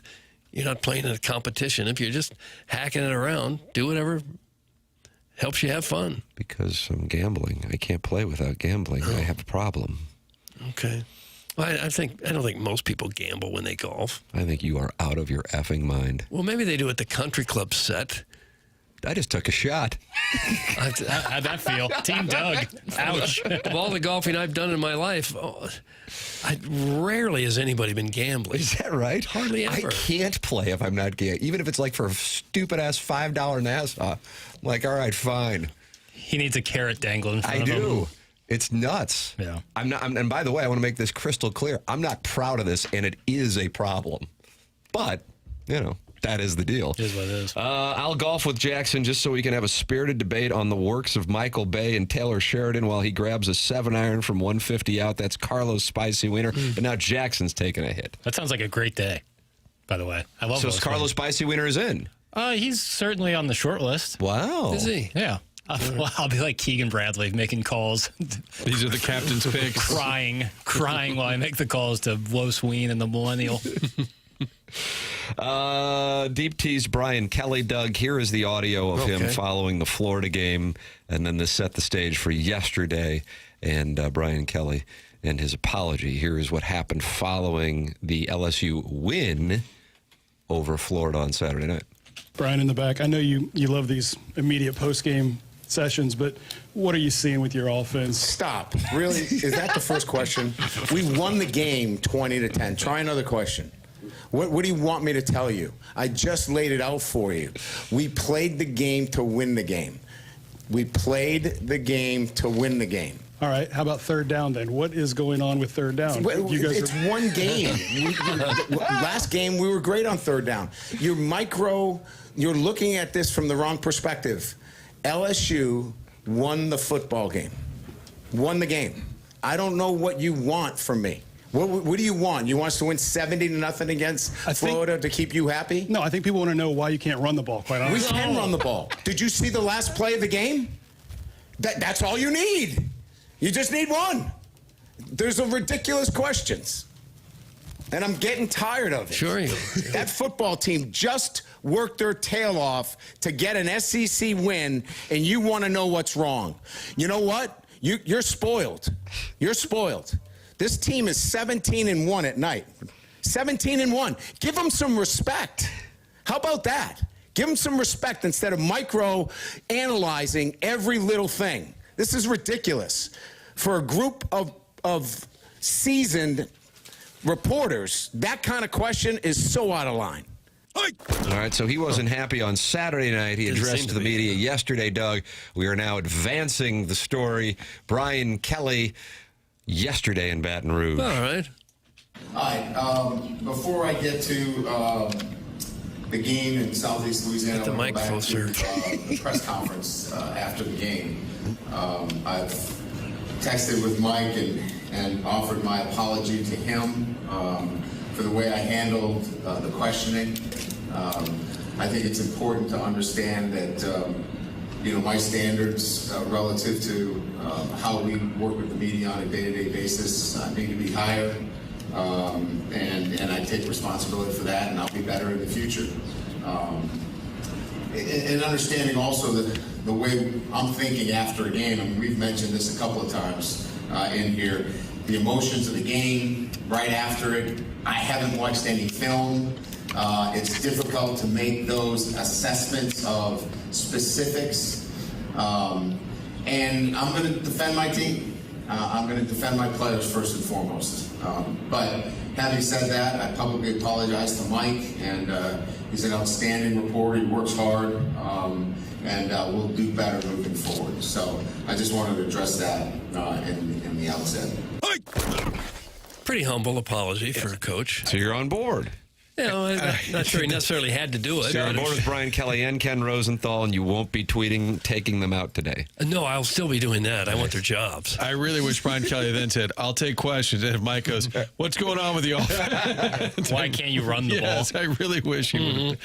And Brian Kelly is very mockable for the whole my family and all of that. Grinding on recruits. Yeah, but I don't think he's an awful, mean bully like some of these colleges. Oh, Jackson, now if you're watching on YouTube, you're seeing Jackson's distaste face. I don't think he's one of those just total asshat college coaches. Who's your Mount Rushmore of college asshat coaches? That just if Brian Kelly's not on there, this will be intriguing. I'm going to Urban Meyer is probably high on my list of guys who, even though he's part of the Fox family, and of course I never go against the Fox family, a.k.a. my Ken Rosenthal defense, clearly.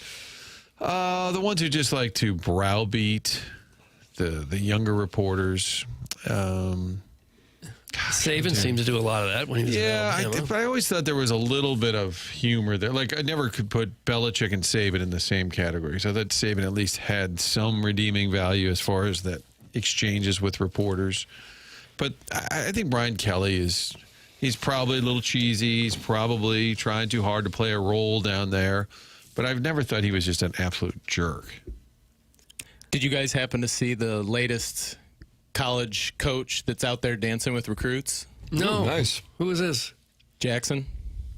There's a video of Dennis Gates who was doing some dancing. Oh, Doug. He's like grinding on there was no grinding. No. There was no grinding. They were side by side. Unlike Brian Kelly, who was in the pistol with his in the pistol. Doug, is that what it's called? In the pistol? That's the formation. I would circle from our earlier Dabo conversation. Sweeney in the condescending camp as well. Dabo is on that list. Dabo's on Jackson's list. Yeah, for that's sure. part of the alliance discussion. Sugar Shane Beamer. Oh, no, I don't know. The Shane Beamer thing, I think I recognize Ask Illinois fans. Well, I get that. No, the guy doesn't do well when a call goes against him. But I don't know if nationally he has the high enough profile that he would be recognized. I think Missouri fans would certainly say Sugar Shane Beamer. Yeah. You might get a little taste of that on Saturday in Columbia. There'll be some. You'll be watching the whole time. They'll be saying he'll complain about the construction going on in the north end zone. How are we supposed to play as a crane and back there? Yeah, you loser. This guy's a Banning Rooster. He's fired up for Saturday in Boone County. You still have that drop where we say, we're going to bury them damn Gamecocks. I'll get to let me pull that up here in one moment. Do you think people nationally would say Ryan Day? You calling out like Lou Holtz? I've watched what is the groupthink that is media and now social media, and who is okay and who is not. 3 years ago, Bryson DeChambeau, persona non grata. Now he's God and can't do anything wrong. And hey, whatever way the current is, I'll swim with it for my engagement. Ryan Day, 10 months ago, needs to be fired. Absolutely unacceptable. Now he's the guy, like Tony Soprano realized as the boss. They laugh at my jokes because I'm the boss, not because I'm funny. Ryan Day is currently experiencing, Doug, what you call a zenith. That's what he's experiencing in Columbus, Ohio. He can do no wrong, even though after losing to Michigan, he could do nothing right and was going to lose his job, even though they were going to the college football playoff. Oh, what a tangled web we weave when we have no independence. I'm burying this damn game, How does that make you feel? Yeah, I needed to hear that. I'll play the bunch the week leading up. I'm sure, and we've said this before, I'm sure you get right off the field. You're under high pressure to win these games. You just get a big win. The fans are going crazy. You worked hard to get the victory in practice in the game, and then 5 minutes later, you got a guy questioning why the running game isn't better after you just won. You can see how sometimes a coach, still in that emotional high of a game, is not in any mood to have his team criticized. I have to say, now I didn't watch that live. I went back and watched both Beamer and Clark Lee following the Vanderbilt-South Carolina game, considering Missouri was playing South Carolina coming up, to get a better idea on the Sellers situation and also what Clark Lee had to say about the hit that led to the targeting penalty and so on.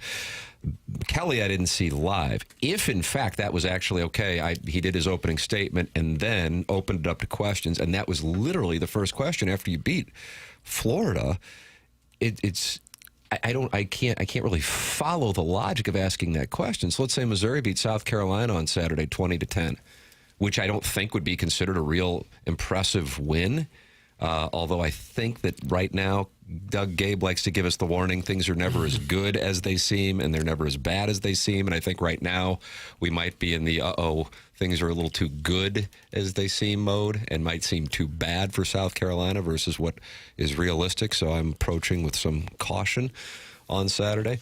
And if the first question that Gabe would ask, because that guy who's been in Baton Rouge who asked that question has been there for a long time. Looked like he's in his mid-50s, Martin. You pulled up the video, right? Something like that? I don't know if he's that old, but we had him yesterday. He had a much younger colleague, and they were breaking down the game. But he was retweeting Brian Kelly dunking on him. Yes. And so that would be an odd line to take following. Now, after he's asked a few questions, you talk about 5 interceptions against a guy who did come into the season with a lot of acclaim in DJ Lagway. You're now 3-0, having won at Clemson and having won at home against Florida. Go, hey, I know you're 3-0, but the offense struggled today.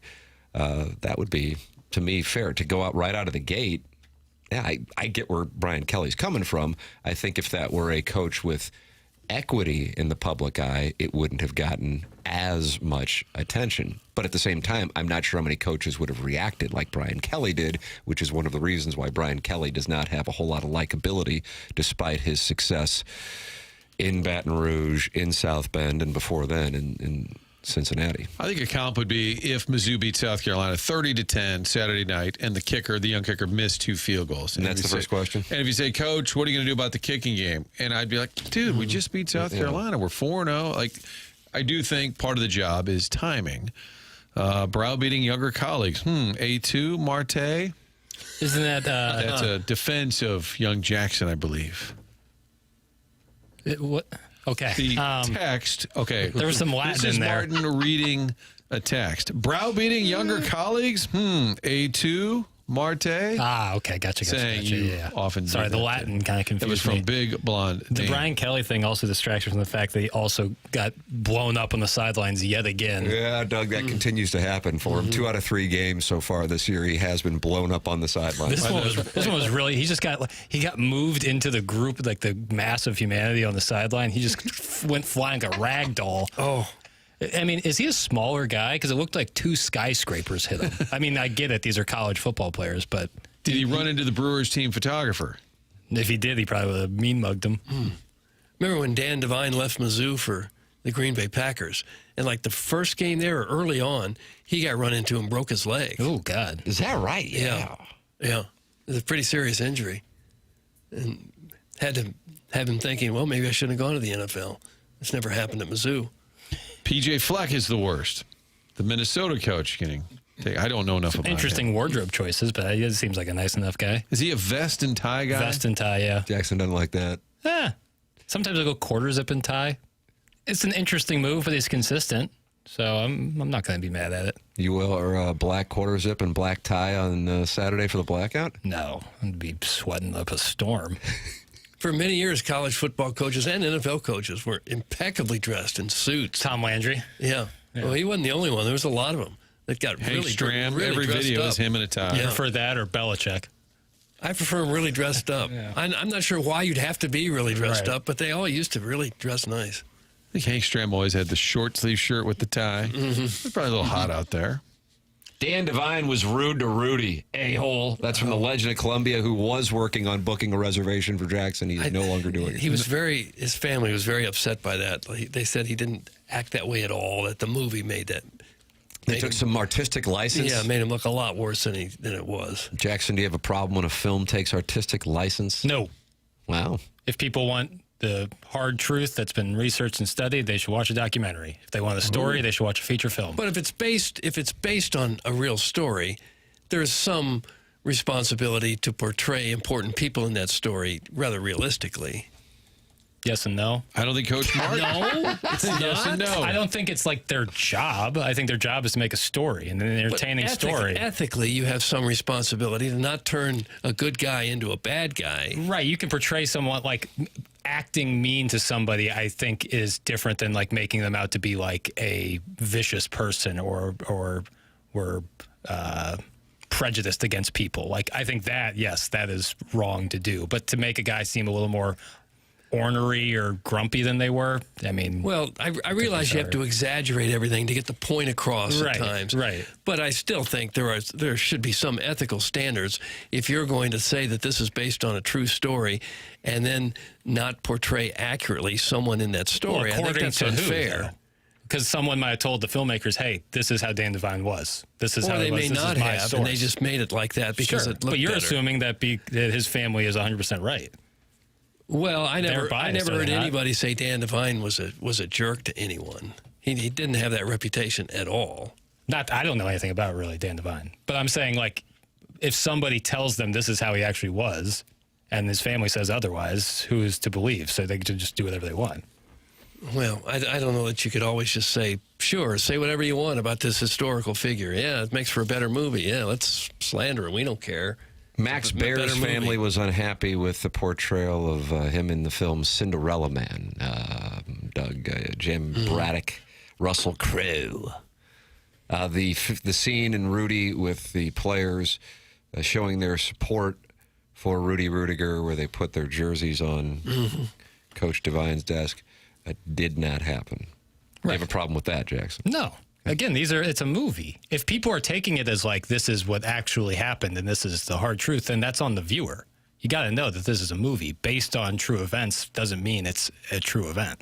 But it does kind of stink that it's based on a true story, but then it comes with this grand embellishment. And you're like, oh, so that, and you will walk away. Your brain isn't smart enough, I think, to distinguish. Well, then we gotta work as an audience. We gotta work as an audience. As a filmmaker, you work on that. Give him a little softer edge. I don't think it's fair at all to paint somebody as the bad guy if he wasn't a bad guy. I don't think Mike Martz enjoyed the Kurt Warner portrayal in the movie. The way they portrayed Martz was a very exaggerated version of just, and I know he was hard on Warner, but apparently it was a little over the top. And he told me that Warner told him, hey, I'm sorry, they kind of Hollywood did their thing. Right.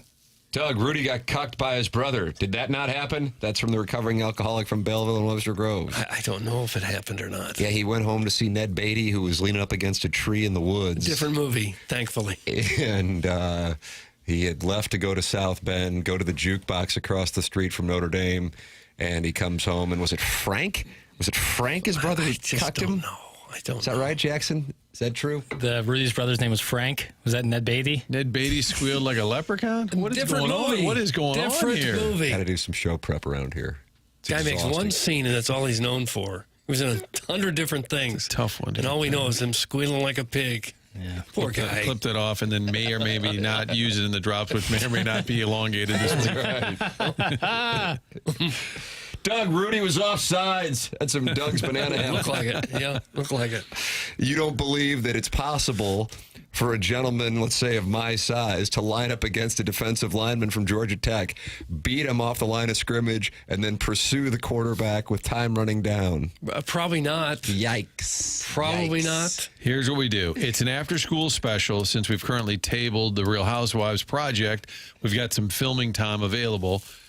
We do an after-school special. It's just called Timmy, and we go back. Oh, bad idea. We go back to U High. Kornfeld in that. Coach Kornfeld is there, and they start putting the jerseys on his desk, and then Timmy comes into play. Let him be on the team. Let him be on the team. We know it's a no-cut sport. Yes. And then we have a doctor comes in and said, we don't think he should play. then insurance comes in. James Carlton get a roll. Don't you dare let this guy play. We can't carry this policy. Too much risk. Yep. I think we've got ourselves a nice little picture here. This will be airing on the WB. What happened, Jackson? Nothing. I think you said, "Oh my God." No, I like the idea of this TV movie on the WB. Is the WB still around? Yeah, the CW is what it is. I thought those were two different things. Well, there was the WB, and they had a frog, and then it became the CW. Got it. And Uncle Rich was always on the CW or the WB. That's right. WB. I like the frog, though. Was he singing? Was that Michigan J Frog? Yes. Yep. Everybody loves the Michigan rag. Do we still have that drop? It was one of my Doug's favorites. calling for a lot of drops And did today. that frog get cucked by the Geico thing? He might have. It always goes back to cuckoldry here in this program. You can email in about it the morning after at InsideSTL.com for the Design, Air, Heating, and Cooling email today. That's Seth Goldcamp. Unfortunately, yesterday on this program, a member of the DEA suggested that they used horses to drag furnaces to people's homes in 1904. How else would you get it there? Seth Goldcamp and his team now use vehicles, and they can be found at designairservice.com. If you have any issues with your air conditioning, just go to designairservice.com and support the company that Martin uses, the company that I use, the company that Doug uses, and the company that is the longest-running sponsor on TMA. That's Design, Air, Heating, and Cooling online at designairservice.com. Design, Air, Heating, and Cooling, sponsor of our email of the day, which you can participate in by going to the morning after at InsideSTL.com. The program's TMA. It's presented by Brown and Crouppen on 101 ESPN.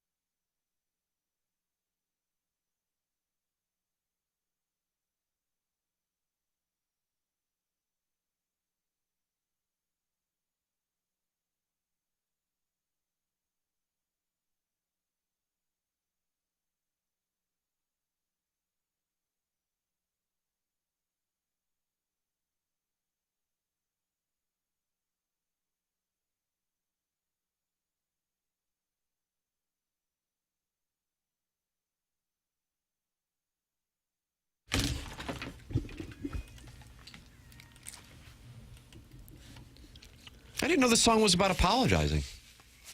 Yeah, it kind of feels like it. It's okay. I have a Billboard she ranking. To tell you I'm sorry. So right there. Yeah, I have a Billboard ranking of the best apology songs, and Adele's "Hello" is third. Huh. We haven't heard number one, I guess. We have not. Okay. There's still time, Doug. And honestly, any opportunity you have to play Adele, I think you should take it. Clip that off. Good singer. One of the best. Right there, she says it. Has she done anything lately? She just kind of shut it down. She had an album called 30 that came out 2 years ago, maybe 3. Mm-hmm. She did a residency. Yeah, she usually takes a long time between albums. Like her albums are usually named after the year, her age in which she makes them. So she had 19, 21, 25, and 30. Okay.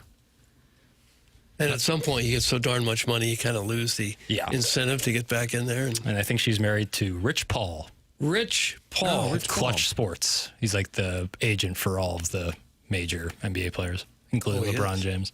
Yeah. Be a pretty easy gig, wouldn't it? I would think. Hey, I represent LeBron. You want to sign him? Yeah. All right, that'll be $65 million. Okay, done. Where's my 10%? Jackson. Yes. How are you not on a think tank show? You're so wicked smart. Heart emoji, Lisa. That's so nice. Huh? What's a think tank show? I'm not even really sure what a think tank is. It's usually somebody who left their main source of income to be able to have a little more time with their family, possibly vacation, travel, golf, and then comes up with a quote-unquote consulting business with a couple other people in the same camp, and they call it a think tank, and they charge an hourly rate to tell you things that you already know and put on a really nice PowerPoint presentation. Mm-hmm. Sounds great. We're going to sign up. Miss me with the PowerPoint slides. I'm not making a deck, but I'll do everything else. Making a deck. There's a lot of institutes like that in D.C., and there'll just be a report that comes out. Say the Anderson Institute, the latest numbers on foreign trade. So like the desk of Jack B could be like my think tank? Yes. Nice. All right. That's another venture I'm starting. I'm going to need a seed round, maybe an angel investor, but then we'll get this ball rolling. Okay. Chairman Steve in Wildwood, Martin says, you have one night in Colombia. What couple do you want to watch have sex while you act like you're asleep? That's Steve. Is that in reference to Jackson's accommodations this Saturday? That's what you're doing? I the last 2 weeks, because of the wedding I was at and then the golf tournament, I've been listening to the Mizzou game on the radio. And Mike Kelly's so good. Love Tiger Mike. But I can't not think of Martin doing the impression of Mike Kelly. I think it's my favorite Martin impression. But the question was asked on Tiger Talk, which I believe is Tuesday nights. Yes. And they're at Harpo's, and they always have a student athlete. And I'm telling you, 3 times in a row that I heard it, his final quick, they would talk about the game and the next opponent. He'd say, you've got 1 day in Como. What are you doing? And every one of them was like, I like playing video games and stuff. Like, I think the current student athlete is really just sitting around playing video games. No, he's so good. Because he's so, like, again, he's so good. He's so good at describing what's going on in the game. Like, a really great radio call, but every time I hear it, I think of you have 24 hours in Colombia. It makes me giggle. Because it's a fair question, and then the answer usually falls a little flat. He's been there a long time now. It's got to be 25 years or more, 30 or so. He started with, I think, football first in like 93-ish, and then basketball shortly after, or the reverse of that, one of the two. Of course, we had him on the podcast last year, and that's when it starts with, what are you, writing a book? That was not supposed to be part of the podcast. That was supposed to be edited out. That's how it started off. Yes. That is close to the best imitation of Martin. Not Tony, but close. That's Stephen Wildwood. Martin, he is ranking your impressions. He sounds like he has the skipper at number 1, Mike Kelly at number 2. The skipper was never intended to sound exactly like him, but things he would say. You know, he would just, that's a real great call, man. Like, it always sounded like things he might mention. Right, it's more the cadence than it is like the actual You have voice. to kind of mutter a little bit, stammer a little bit. It's also a visual one, because the cat and I would observe Martin going into character, like a Daniel Day-Lewis. Oh, yeah, method acting. Yes. And he had me do it in front of his family. That was the worst. That was the worst. He would not do an interview until I imitated him in front of his. And Bernie and Strauss, they were all sitting there. It was after the 2 days after the World Series, and I was waiting on an interview. He said, "Yeah, but you want to interview? You first got to imitate me in front of the family." So his wife and daughters are there, and you have to bust that out. Yes. Oh boy. And when I was done, and I think I just did a bunch of, tied for first, electric, legit, whatever, all these buzzwords. And then after, his wife said, he says the same bleep at home.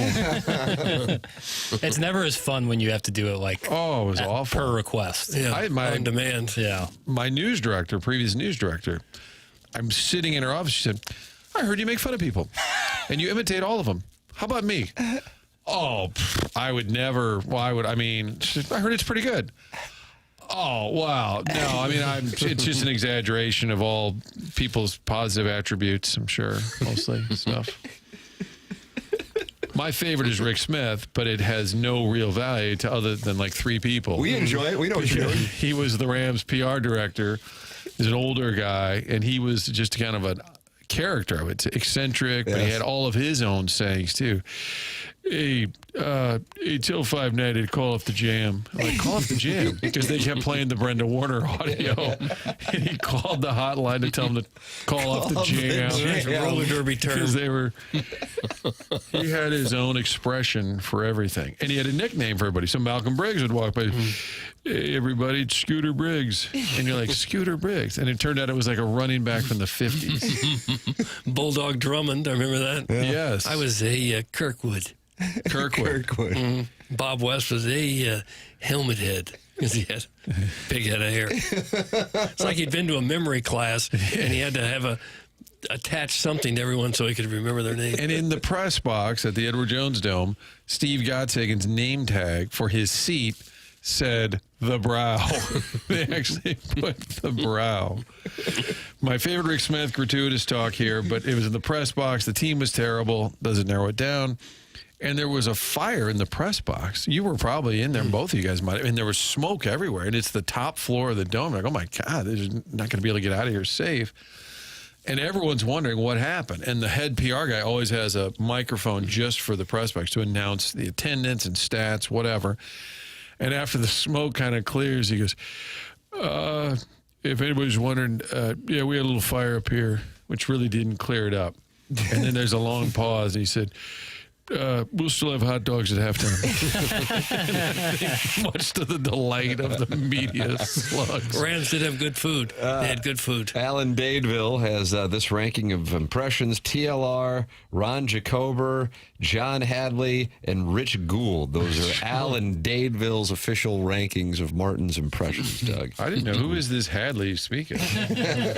Never imitated a former colleague and / boss. That's right, employer. Somebody may have said to me, "Is he really your boss?" Embarrassing. That may or may not have been said by somebody with a similar voice to that. That's correct, who may or may not be in studio with us. Oh, yeah, unrelated. John Mozeliak will be here. That's correct. Unrelated. Totally unrelated. A week from tomorrow. Can Jackson lead the charge for Booch's to serve fries with their burgers? My son is 3, and my hope is that by age 7, when he wants to go see the Tigers, he doesn't have to be caught off guard by being handed a bag of chips with the burgers at Booch's. It's from Carlos Spicy Wiener, and he's giving you a charge. I don't know. At a certain point, Booch has been around so long that I don't think I can be the one to make the change. You know, I'm just one man. Sure you are. But there's something kind of down home and folksy about not having French fries, you know? Well, it's just like, because Booch is like a bar. It's like a bar that like serves food, but they don't really have like a kitchen. Like they cook it on that kind of hot plate thing just over on They cook a burger on a hot plate? Not a hot plate, but it's like a small little grill. Like a hibachi. That they cook on the corner of the bar. So it's not necessarily... It's a little different. Okay. They don't have a big commercial kitchen in the back. So. Right. And I don't think that they're looking to install. But I don't know. But I did tweet out to all the Columbia folks, where's the best place to take fries and bring them to Booch's. And I'm getting some responses. It's a whole bit at Crown Candy. I believe Andy Candy's. People say, when are you getting fries? Like, we're not doing fries because they have potato chips. And people say, when are you going to get fries? So apparently some places are dug in. But I would think if there's room for the hot plate you're saying Booch's uses, they could probably find a room for the deep fryer. They just choose not to. I think there's a lot of grease disposal issues once you bring fries into... Fries are probably an ordeal to cook them, and people get splattered. But they're so good for you. Maybe they're not good for you, and maybe there's not as big a profit margin as a simple bag of chips. And I don't think you can throw the grease away the same you can everything else. I think there's like certain grease disposal things. Jackson, you can't fit a fryer next to the grill in that tight area behind the bar. Respect logistics and tradition. That's from a Newport eligible. What did I say in contrast to that? You kind of got slapped around That's there. exactly what I said. Mm-hmm. That's exactly what I said. Respect logistics and nutrition. I like that. I try my best on a daily basis to respect logistics, or at least consider them. Consider your logistics by emailing in for the Design, Air, Heating, and Cooling email today, coming your way at 10:45 here on the program. We are in the McKernan Evergreen Wealth Strategies 9 o'clock hour. What I wouldn't do to go back to Columbia, Missouri, Doug, 1999, when I exited to head on down to Little Rock, Arkansas. And number one, I would have some French fries at Booch's. And number two, I would have a financial advisor. And yeah, there probably wasn't a whole lot to work with as I exited Columbia. Might have been upside down. But you know what? To have some form of an idea of budgeting and setting aside money back in 1999, oh, the value that would have. Well, let's say you're now 22 years old and you're starting out. Make sure you have a financial advisor. My recommendation would be a gentleman by the name of Mark Hanna of Evergreen Wealth Strategies. His number is 314-889-0503, or you can go online at evergreen-ws.com. He is a wonderful person, and he can put you on the right path to whatever it is that you desire. And you don't have to be 22. You can be 52 or 62. Make sure that you are in a position to know where your money is going and how it can be growing. Mark Hanna, Evergreen Wealth Strategies, sponsor of the 9 o'clock hour here on TMA. Tim McKernan, Doug Vaughn, Martin Kilcoyne with you on the program. Little Jackie Papers on the ones and twos. This is TMA. Presented to you by Brown & Crouppen on 101 ESPN.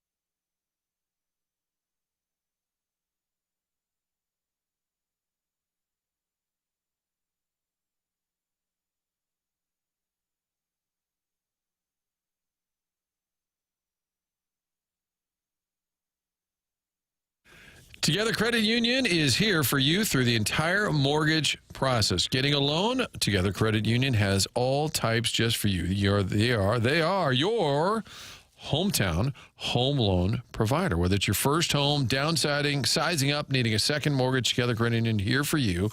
Fixed rate, adjustable rate, conventional, home equity, jumbo loans, they've got it all, even specialty loans. I want to tell you more about the community contributor mortgage. So if you're a teacher, a first responder, firefighter, police officer, somebody that is a community contributor, special deals just for you. Find out more at togethercu.org, and just know that everything here handled in St. Louis. It's all done in-house. It includes the underwriting, the servicing. Everything is done locally.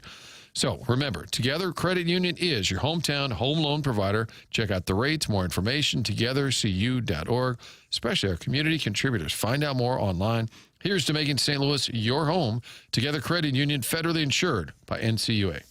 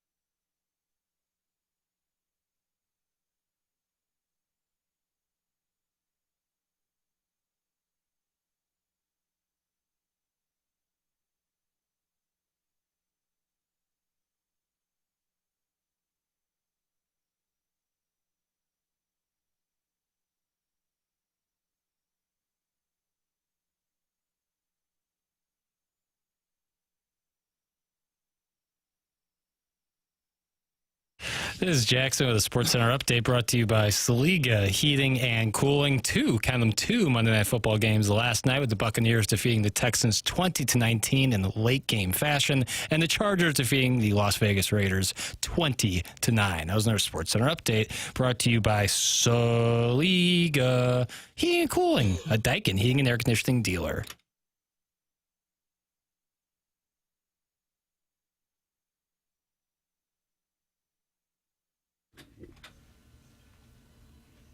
So is Purple Rain about an apology? I don't know that it is. Must be. Jackson wouldn't be playing if it wasn't. Yeah.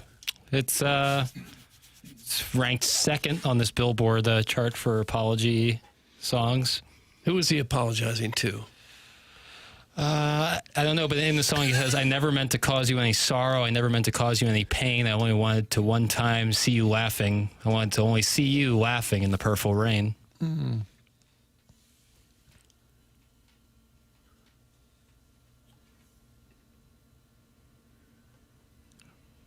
Doug, I don't want to be your weekend lover. Okay. I'm available on Tuesdays. Oh, is that right? Okay. TMA 101 ESPN. The show is presented to you by Brown and Crouppen. Mark Hanna sponsors the 9 o'clock hour. Tim McKernan, Doug Vaughn, Martin Kilcoyne. Little Jackie Papers is on the ones and twos, and his music theme today, songs referencing apologies. Is that the number one song? It is not. Wow. I'm going to be honest. I don't really know much about the number one song. I know the artist. I know the artist very well. Is it an old time, like 1950s thing? It was, I'm sorry, so sorry. No. It's like Connie Francis or somebody of that ilk? Gelvo. I don't think that's who it was. No. Okay. How's about I come down and see you? No. Okay. Well, I'm not sure. Not getting as many hints as you wanted, I think. As long. Can we have a hint or something? Very, very, very famous musician. Sang the song. I just don't know the song very well. Can we have initials? Very, very famous musician. Not American. I'll give you that. Paul McCartney. Warm. John Lennon. Red hot. It's John Lennon. John Lennon. Is it Imagine? No.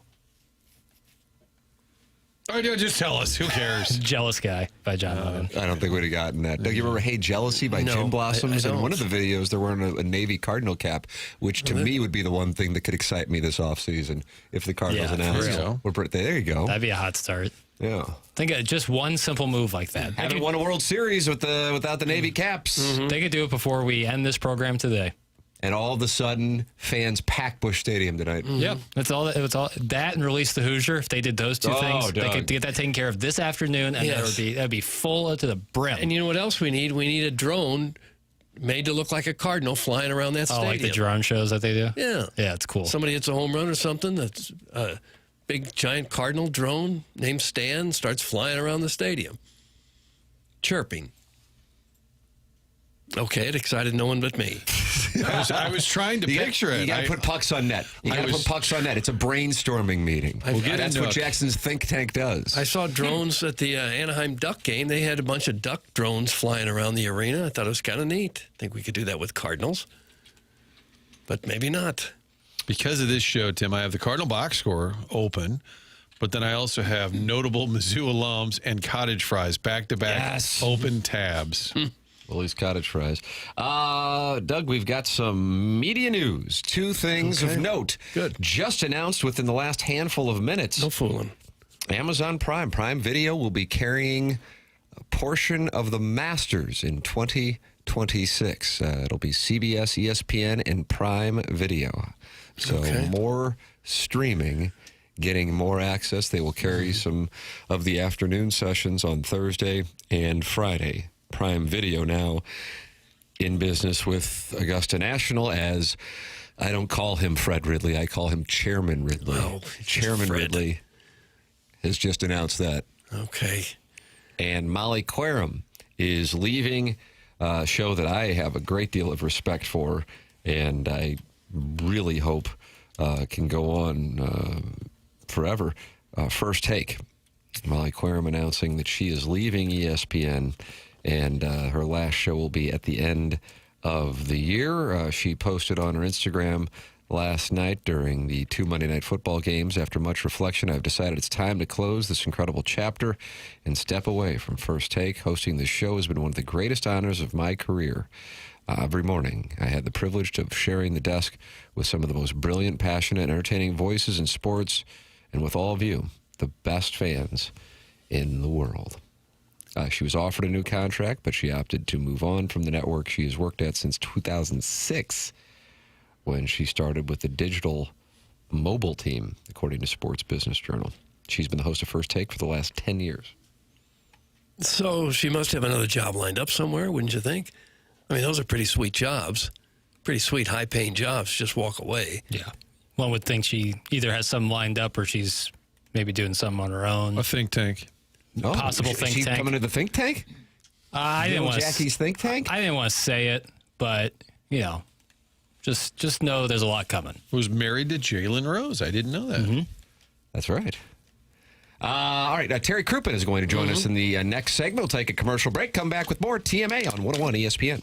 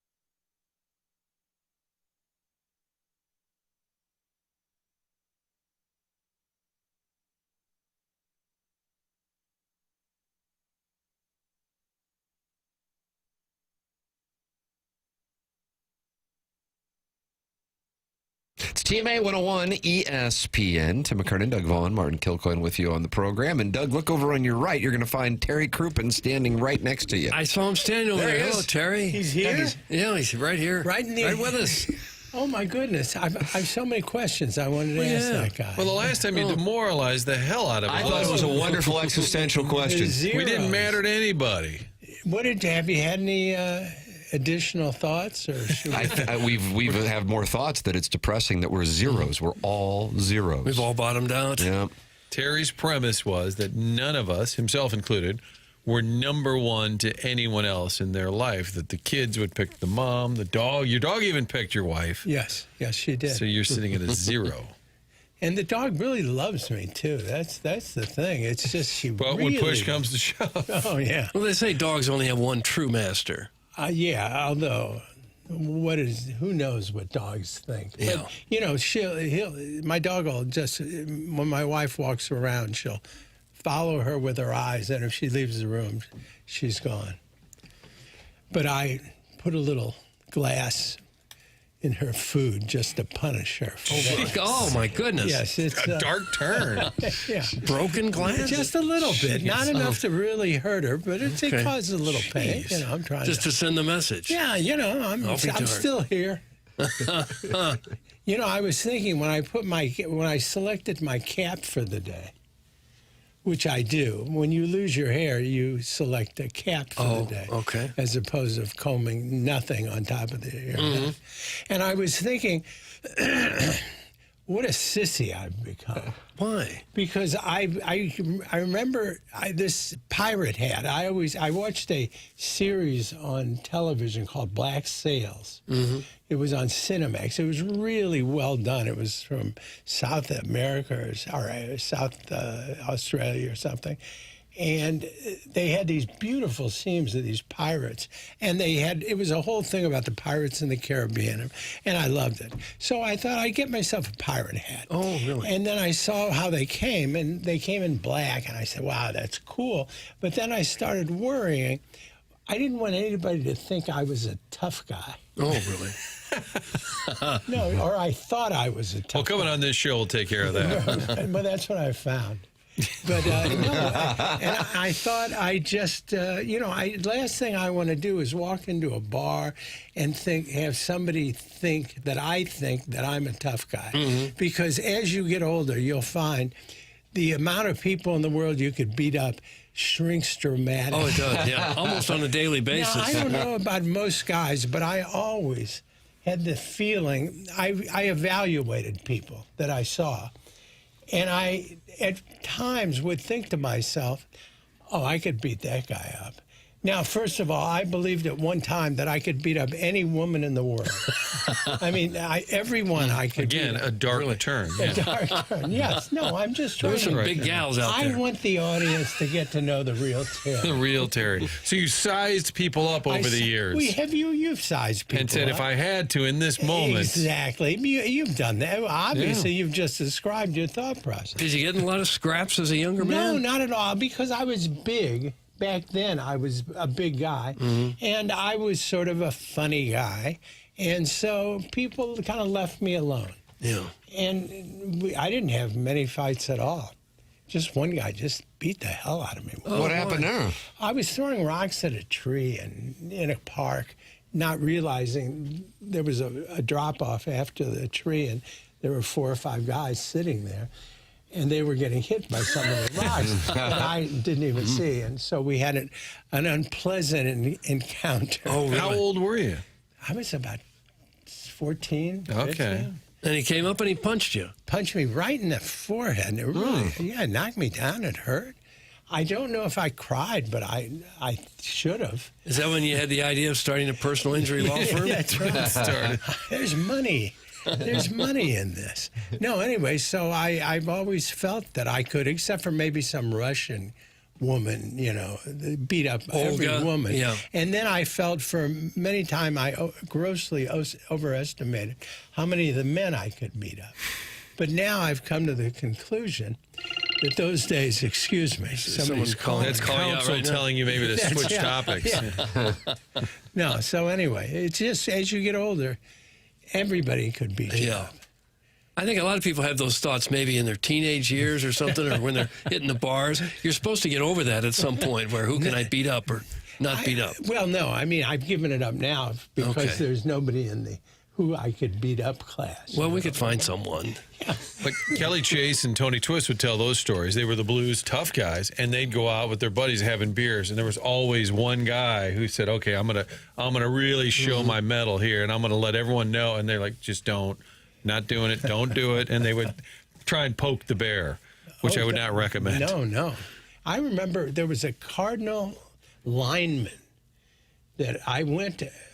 I knew the Copplers from the wrestling at the Chase, and we went and we met this guy. He was a defensive lineman. I don't even remember his name. But I just remember putting my hand on his shoulder, and he literally felt like he was made of stone. You know what I mean? There was not any give. It's like, and I thought, my God, with a man like that, how he'd just kill you. Probably couldn't beat him up. There's another one off the list. I took him off the list. The I mean, German he was a big, weightlifter. tall guy, probably weighed 280, something like that. But a good, an honest 280, not a me 280. Right. But no, it was terrible. So anyway, guys, just deep thoughts. Yeah, don't pick a fight with anybody. Wow, it turned into a PSA. Do you work out or lift weights or anything just in case a scrap should break out? You'll be ready. It wasn't getting me any place. It wasn't. It was depressing how much or how little I could lift. Yeah, like I wonder if I could bench press 100 pounds. You could. Yeah, I think I can. Yeah, humble brag. Could Terry bench? Maybe. I don't think so. Oh, you probably could. If you had to, you probably could. 225 plates? What do you mean if I had to? If I had my baby up with a gun, I'd say, I'm trying so hard, sweetheart. Well, if something fell on you and you had to get off. If a bookcase fell over on you and it weighed 100 pounds, you could probably push it another It's happened, my friend. You've had a bookcase fall on? No, but I could. Who could you sue for that? Yeah, that's bookcase maker. The saddest day. When there's nobody to sue. Oh, gosh. It's so saddest day. Is that the slogan for the law firm? It's the saddest day when there's nobody left to sue. That is the lawyer's mantra, right? It's just a thought that runs through my mind now and then. How many years have you had the law firm now? Brown and Crew has been around for how many years?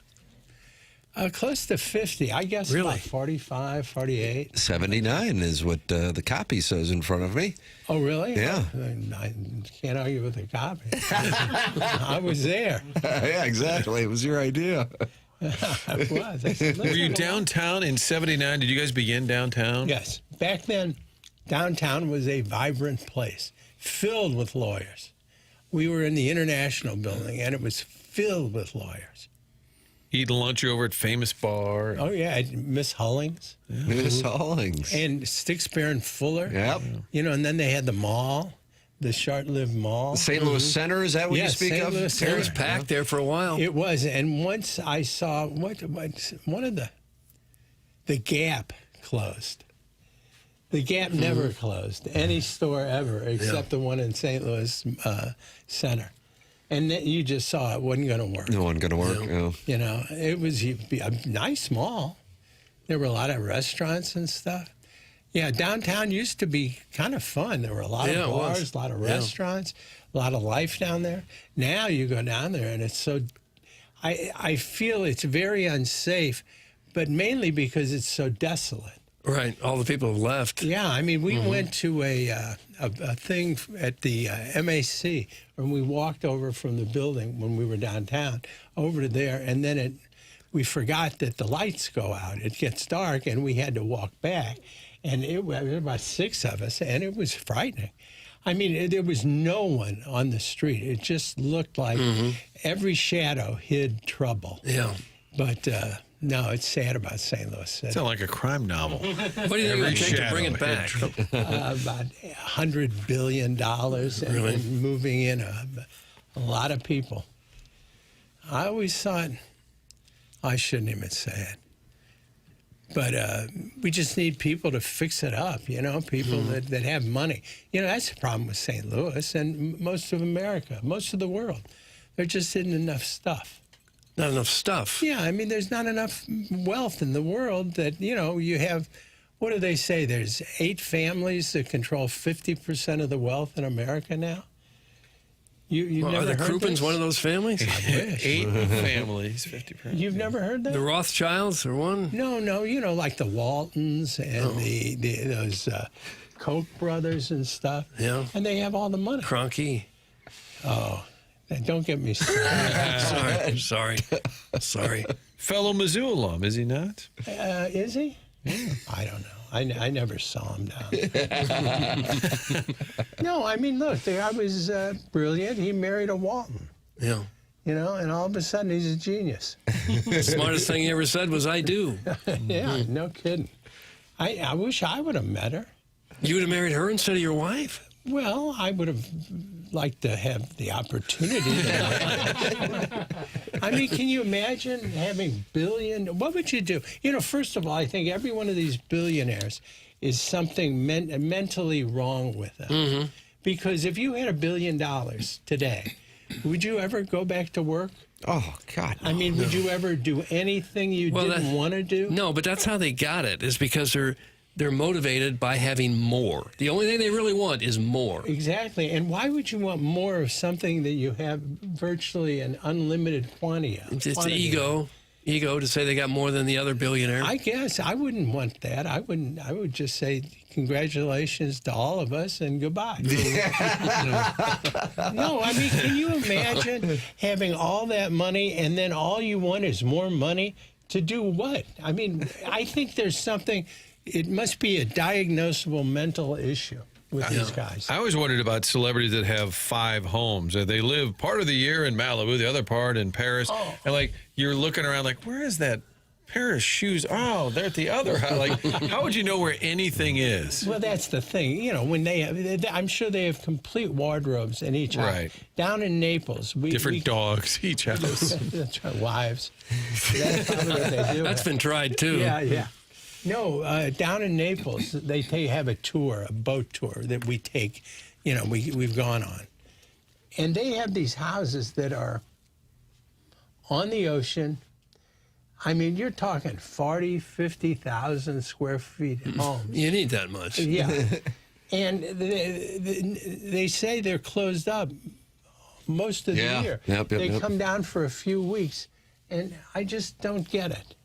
And I think there's only so much stuff in the world. Mm-hmm. So when a few people have so much, that means a whole lot of people have virtually nothing. And that's just not healthy.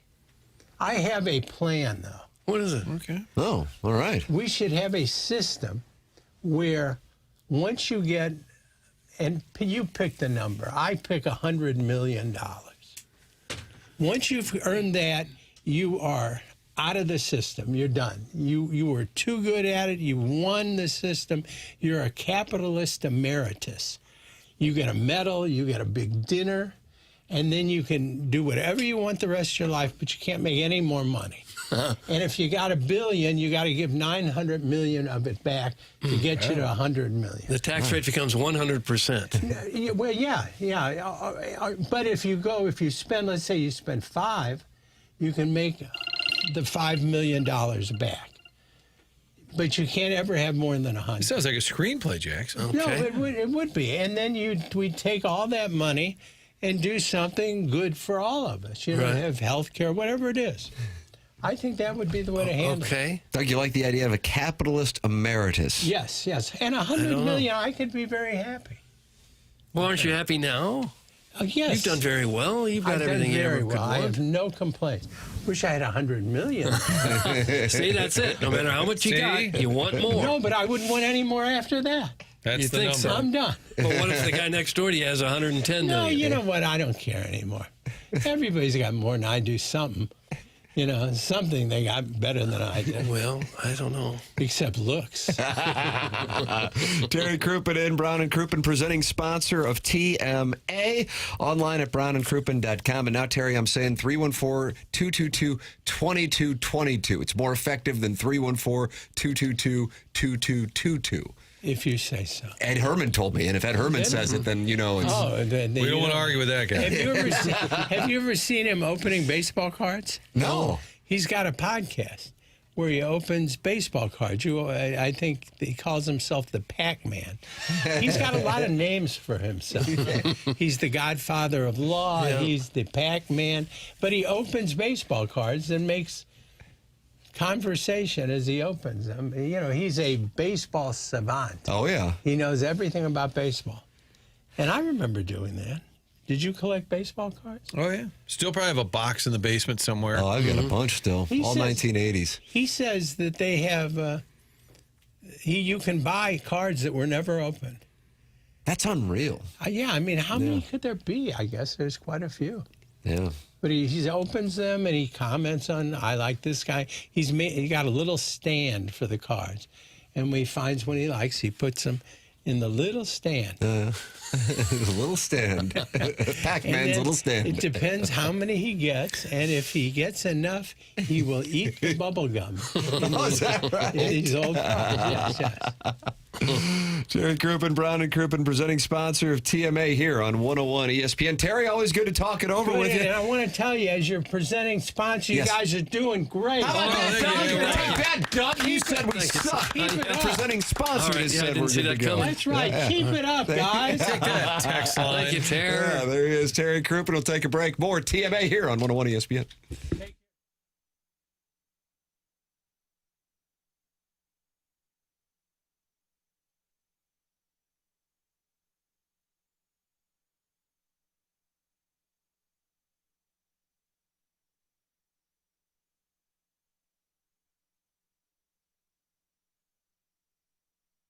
Michael's Flooring online at igotfloored.com. Michael has been doing it now for over 3 decades, and he wants TMA listeners to know that he takes great pride in helping you and making sure that you are happy with the product and the service that he provides. They have 3 St. Louis area locations to take great care of you. They are in Creve Coeur, they are in Garden Prairie, and they are in St. Peters. There's a reason that Michael's Floorings continue to grow through the 31 years they have been in business, and that is because employees love working for him as they feel like family, and he makes sure they are taken care of, and this then rubs off to the families buying the product as they know they have the best interests of the buyers at heart. Check it out online at igotfloored.com. That's igotfloored.com. And right now you can go online and get 3 samples free from Proximity Mills. That's all at igotfloored.com. Michael's Flooring.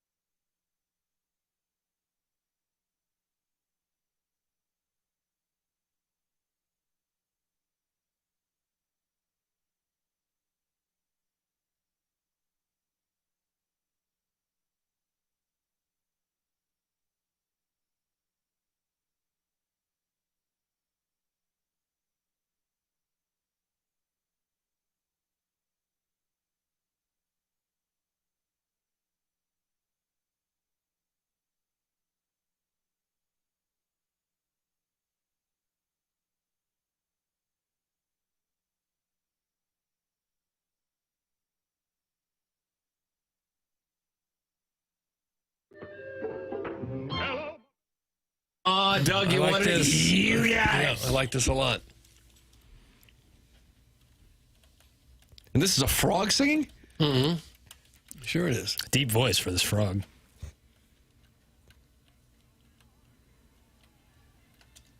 It's TMA 101 ESPN.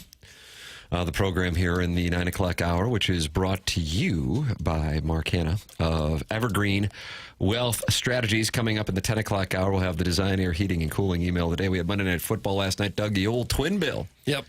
Raiders and Chargers. Chargers winning that one without much of a problem, 20-9 your final. But a Jim Dandy in the 6 p.m. Central kickoff, which was the Texans and the Buccaneers. Buccaneers winning on a touchdown as time expired. But the highlight for us, of course, was Joe Buck and Troy Aikman talking about a friend of the program, Dan Orlowski. We have observed he's omnipresent. Jackson and I were doing Balloon Party a couple years ago, and on both ESPN and ESPN2, somehow he was on at the same time. We still don't know how it happened. Here's Joe Buck and Troy Aikman. The Chargers and the Raiders coming up at 10 Eastern. Chris Fowler, Dan Orlowski, Louis Riddick, Katie George, and Peter Schrager on the call from Vegas. Yeah, Dan Orlowski, he's the hardest working guy on television. Every time I turn on ESPN, he's on. And then when he's not in the studio, he goes on with McAfee like from his car. When the guy sleeps. Let's go down to Laura Rutledge, who knows how hard Dan works just each and every day. Yeah, Dan's going to love that you guys are talking about that. Oh, is that a little snipe there? I should have said, let's go down to the field for Dan Orlowski. Yeah, that would be perfect. I'm a Laura Rutledge fan. I don't know if anybody listens to Andrew Marchand's podcast. Anybody? Nurse? Probably not. I like Andrew Marchand. I'm not subscribed to it. I need to do that. I enjoy listening. He had her on. I guess it just happened. My wife and I were listening to her conversation with him when we were going down to Columbia for the Kansas game, and she was hosting what is SEC on Saturday morning, whatever the hell it is. SEC Nation. Thank you. Yeah, and she is a delight. She took classes in China and a Renaissance lady. And I think she does a great job. I think she does a hell of a job. She's done really well with college football and now involved with Monday Night Football as well. So, I don't know. Maybe it's a bad read. Strikes me as quite talented and likable sort. From all the experience I've seen from her, she seems great. I will say, I watched a little bit of the Monday Night Football game yesterday.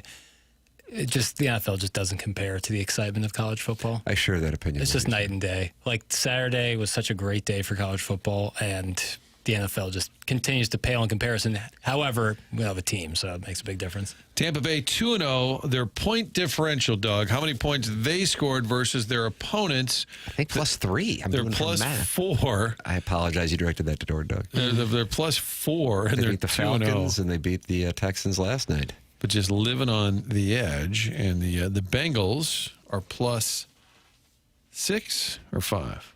Doug's +5. +6. Bengals are +5, but they won both. Nail biters. Our Rams are +19, 2-0, and look like they got a pretty good team again. Nice. That hurts. Oh. It hurts bad. Division's loaded. Bears. I don't find myself paying any attention to them anymore. The Rams, I think it's over. They won. They won by a lot. Sure, St. Louis #slayed the dragon with the money that is... Can't find it, really, frankly. We should have a town hall and talk about the money. How many town halls would that be? Well, that's after you fill out the flyer, which is a survey, which will lead to the town hall. Got it. Once you build your own building, win a Super Bowl in it, you win. That's it. I mean, we got the Battlehawks, and that's huge. But other than that... But they're only hosting the Olympics in that building. So what?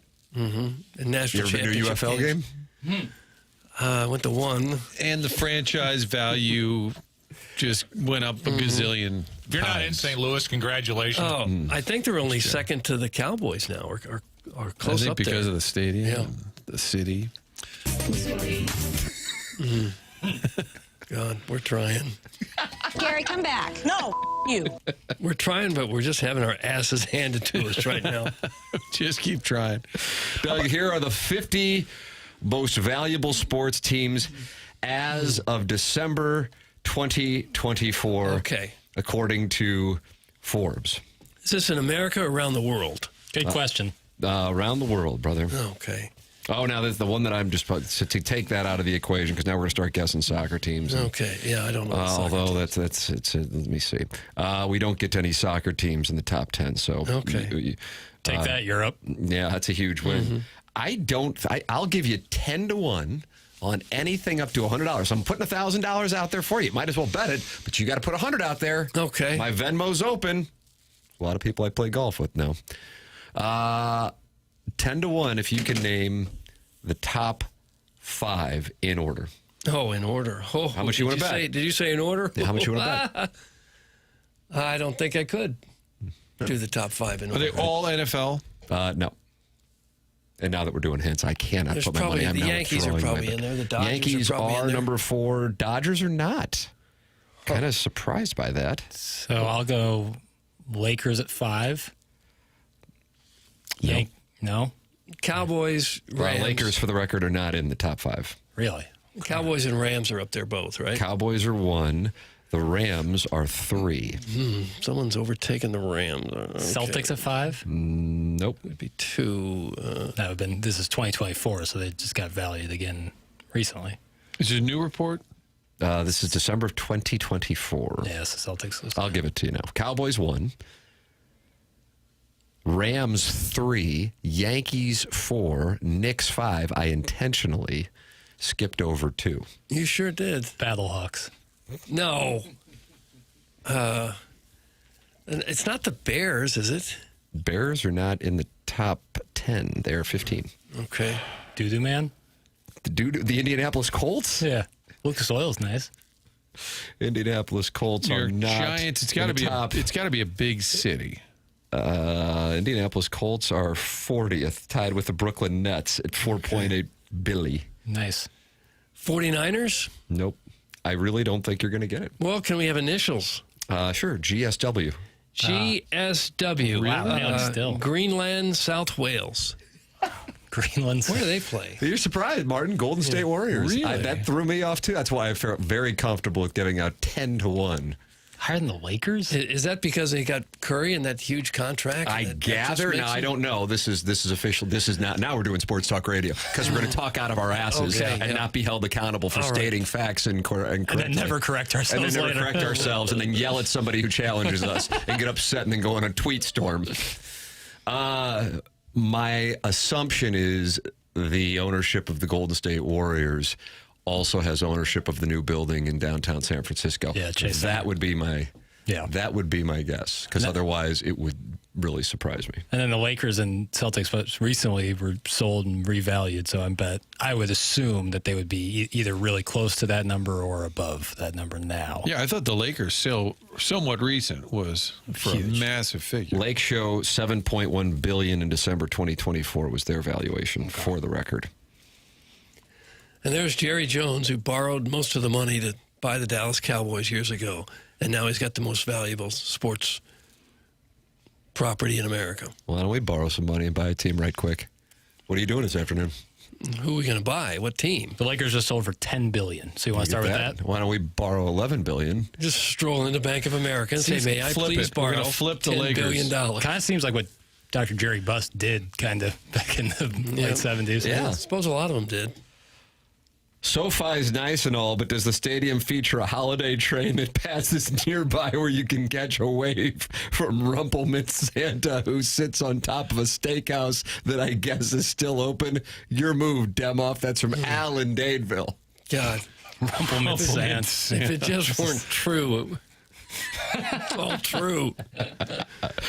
No surprise, Ho Chi Minh Pale is stumping for the association. That's from Dale in Grubville. How are you stumping for the association? I really don't know how. 2 of the 5 teams on that list are in the NBA. I didn't make the list. I don't work at Forbes. I work for a think tank. You have some equity at Forbes, though, I thought.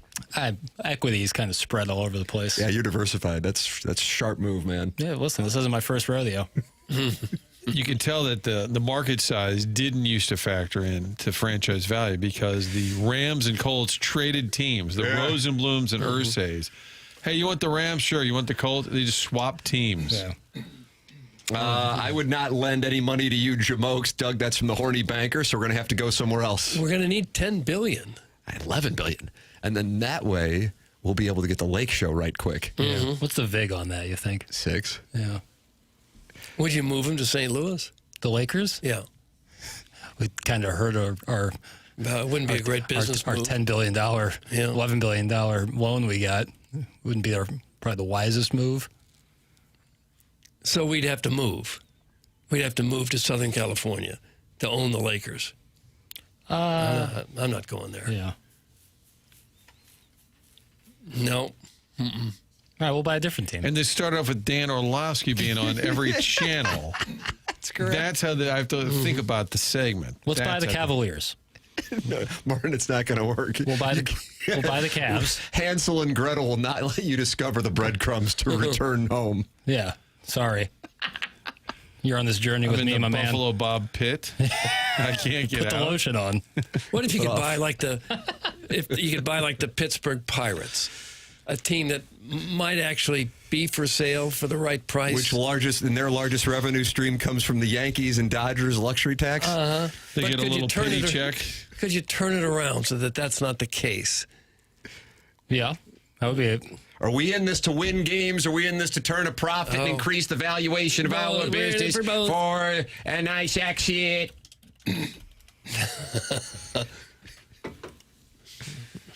Yeah, Well, are we buying our forever team, or is this just a rental?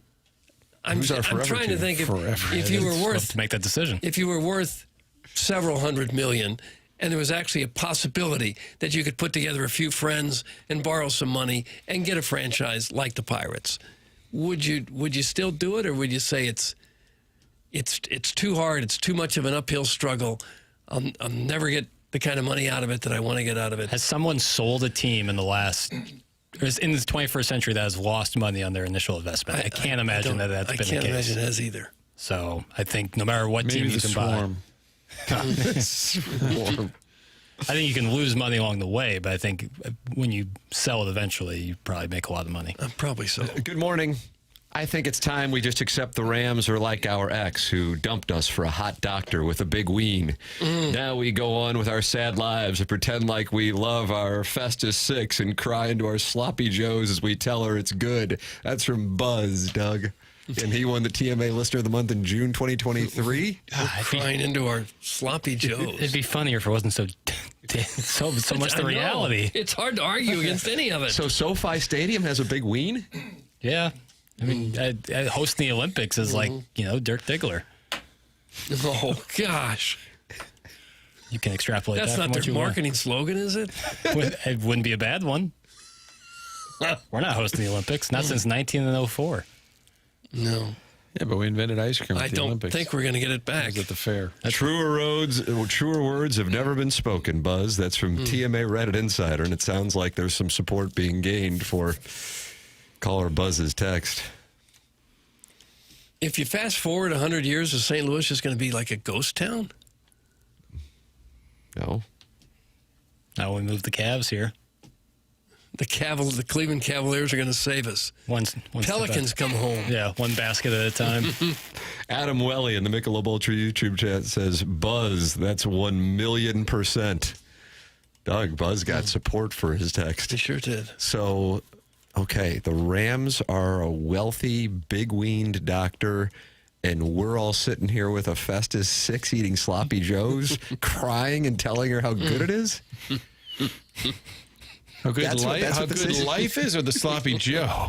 Was it the sloppy Joe that's good? You ever get that Lee Street Juicy Burger? I'm sure I did at some point. Magic sauce. I'm trying to picture a Festus Six. Clip that off. I'm going to need a representation to know just where we stand with that. Doug a picture. I'll tweet that out. I'll quote tweet my Columbia French fry tweet. Any Festus Six? Come on down. It can't be that bad, right? A 6. That's what I guess we're telling ourselves, right? Well, Doug, it hurts. Doesn't all it? It all started off with was a little Dan Orlovsky sound, Martin. Yeah. Now, how we got here, we don't know, but it doesn't matter, and I will tell you why. Okay. And when he's done with that, he'll check in with McAfee from his car, which is so true. Right. A lot of McAfee's guests, it must be the time slot. It has to be. I'll hop on. Yeah, I can do a segment. When is it tomorrow? Yeah, I'll be in the car. No problem.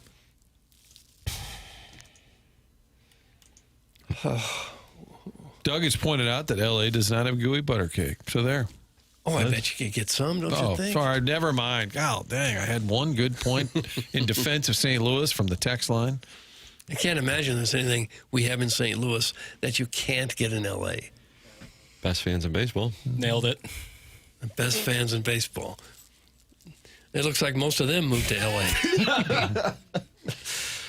Guys, why don't we make St. Louis the swinger capital of the United States? That's from the Swing Haven board member, Doug. How about that? What is that? We need something. Is that the Villages now? Like what?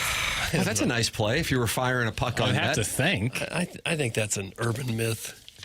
Aren't there like loofah pads at the Havoc camps or whatever was going on? I thought it was like a pool noodle. Yeah. Like attached like a They pirate ride on ship. golf carts. I bet that's like 10 people. And then the story has just exploded. That's all that happens down there. Why are you protecting the Villages? What do you have? Because I can smell out BS in certain cases, and that's one of them. So you're saying the door's open for this? That we can become the swinger capital? I think that's possible. All right. So Tim Orlovsky's on a lot of shows. That's correct. And that led to us being married to a Festus 6, eating sloppy joes, just because Dan Orlovsky's on a lot of shows. Sofi's a doctor? May I join you? See? That should be when we open the phone lines. That's the new St. Louis marketing plan. That's what we're doing. Swing May in I board join members. you? Just came up with the idea. Email in the morning after at InsideSTL.com. It sounds like caller Buzz is a favorite to win the TMA Listener of the Month for September after his text. Wow. Email in the morning after at InsideSTL.com. Martin is heading to onboarding. Tuesdays are always kind of the funner one. I know they do like with show and tell it onboarding on Tuesdays. Arts and crafts. Yeah, I think we're going to look a little closer at us versus L.A. If we could extrapolate this a little bit, maybe in the radar, which one's the big ween doctor in L.A.? Yep. Is that KABC? I don't know. Oh, yeah. We'll Where's work. Jim Hill? KCBS? Is he still there? He has been for 150 years. He can't possibly still be there. See, it all ties together. The night of the vote in Houston. Is Mary Hart still with us? Yes, goes to Dodger games. Yeah, absolutely. But the night of the vote, I did kind of a saucy tease, and we'll have more from Houston after these jerkwads took our team or something. Something very professional.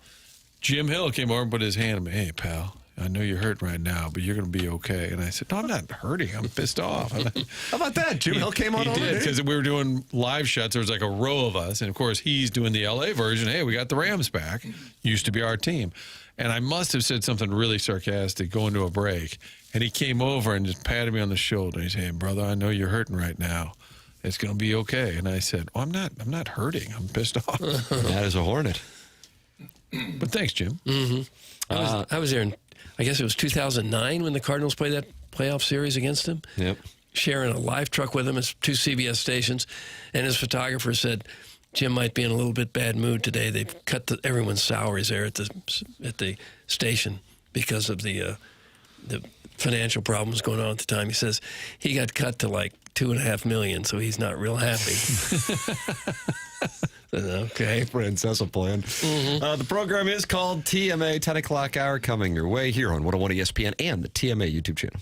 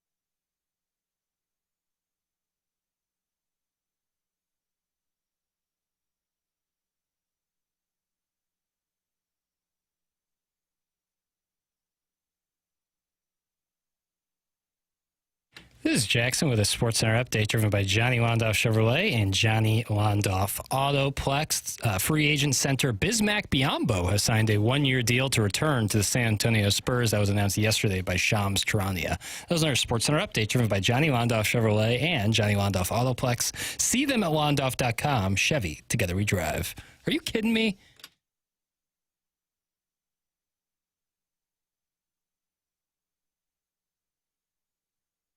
Oh, there it is, Doug. One Republic in Timbaland from 2007. Wow. And this was the number one song next to John Lennon. This was in the top 10. Ah, nice. Okay.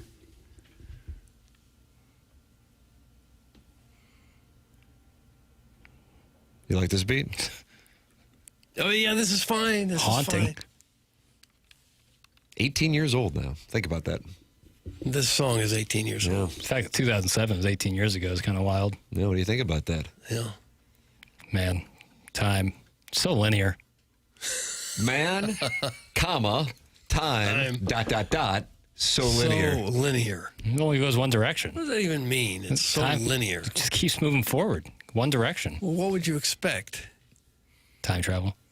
Christopher Lloyd, Michael J. Fox, DeLorean, Elizabeth Shue. All right. Well, I don't suppose that's one thing we'll ever figure out, time travel. We would have found out already if they had. You know, someone would have come to our time from the future. If you could go back in time? Right. We have met someone who's a time traveler. Huh. Maybe they're out there already. We just don't know it. That's why time travel movies don't really work. The rules of it are all over the place. Yeah. You can touch things. You can't touch things. You can mess with what's going on in the new world. You can. It's... How do you explain Michael J. Fox's hand starting to disappear while he plays the Chuck Berry's song on Back to the Future? Yeah, it works, but if you explore more of it, less of it, he's talking to his dad. Won't that affect things? Crispin Glover. Yeah. Crispin Glover hates that role. Almost. He won't appear at any Back to the Future events because he's embarrassed by it. He seems like a real weirdo. Well, he's joining us tomorrow in studio. He almost kicked, was it Letterman or Johnny Carson, right in the face? Why would you kick Johnny Carson? He did. He almost did, though. He was like demonstrating something. He almost kicked somebody in the teeth. Huh. Yeah, I don't recall Johnny Carson ever being kicked in the face on his show. He didn't. Whatever happened, he didn't end up kicking in the face, but he got close. Okay. I don't know why Jackson has so many sleepovers with men, but that SportsCenter update about Bismack Biyombo was awesome. That's from Connie Lassiter and Greg Bickle. So he's acknowledging that he's uncomfortable with some elements of Jackson, but yet he's able to compliment his SportsCenter update on Bismack Biyombo. Which I appreciate, and I appreciate Bismack. If you played NBA 2K13, he was a problem with the Hornets. But you think there's a lot of might have been the Bobcats at that time. It might have been the Bobcats. Bismack Bianco news? Bismack Bianco. That might have been the Bobcats at the time. I want to make it clear. Sleepovers, they're not slumber parties. They're often. It sounds like it. You got to sleep somewhere. And if everyone's in separate beds, who cares that you're under the same roof? But you've had 19 guys in a cabin. You had 3 or so in a tent out cabin there. is a lot bigger than like a cottage or a traditional cabin. It's a big house. Doug Molly Qerim not on First Take this morning, even though last night she announced that she was going to finish out the year. So Stephen A. is hosting, and good news, following up on WWE's coverage on SportsCenter this morning with Nicole Briscoe, who I'm a big fan of. Now Paul Heyman is sitting down with Seth Rollins as they're being interviewed about this Saturday's WrestlePalooza on First Take. They have spent time talking about the Jets quarterback situation, Ashton Genty's performance last night, the Buccaneers 2-0 start. You do have a couple of wild card races in both the National League and American League, but they have not been discussed. They are discussing WrestlePalooza with Seth Rollins and Paul Heyman. And what that tells you is their research says more people are interested in what's coming up this Saturday on ESPN, WrestlePalooza, than Major League Baseball. And that's why you're hearing breakdowns of Justin Fields and Paul Heyman.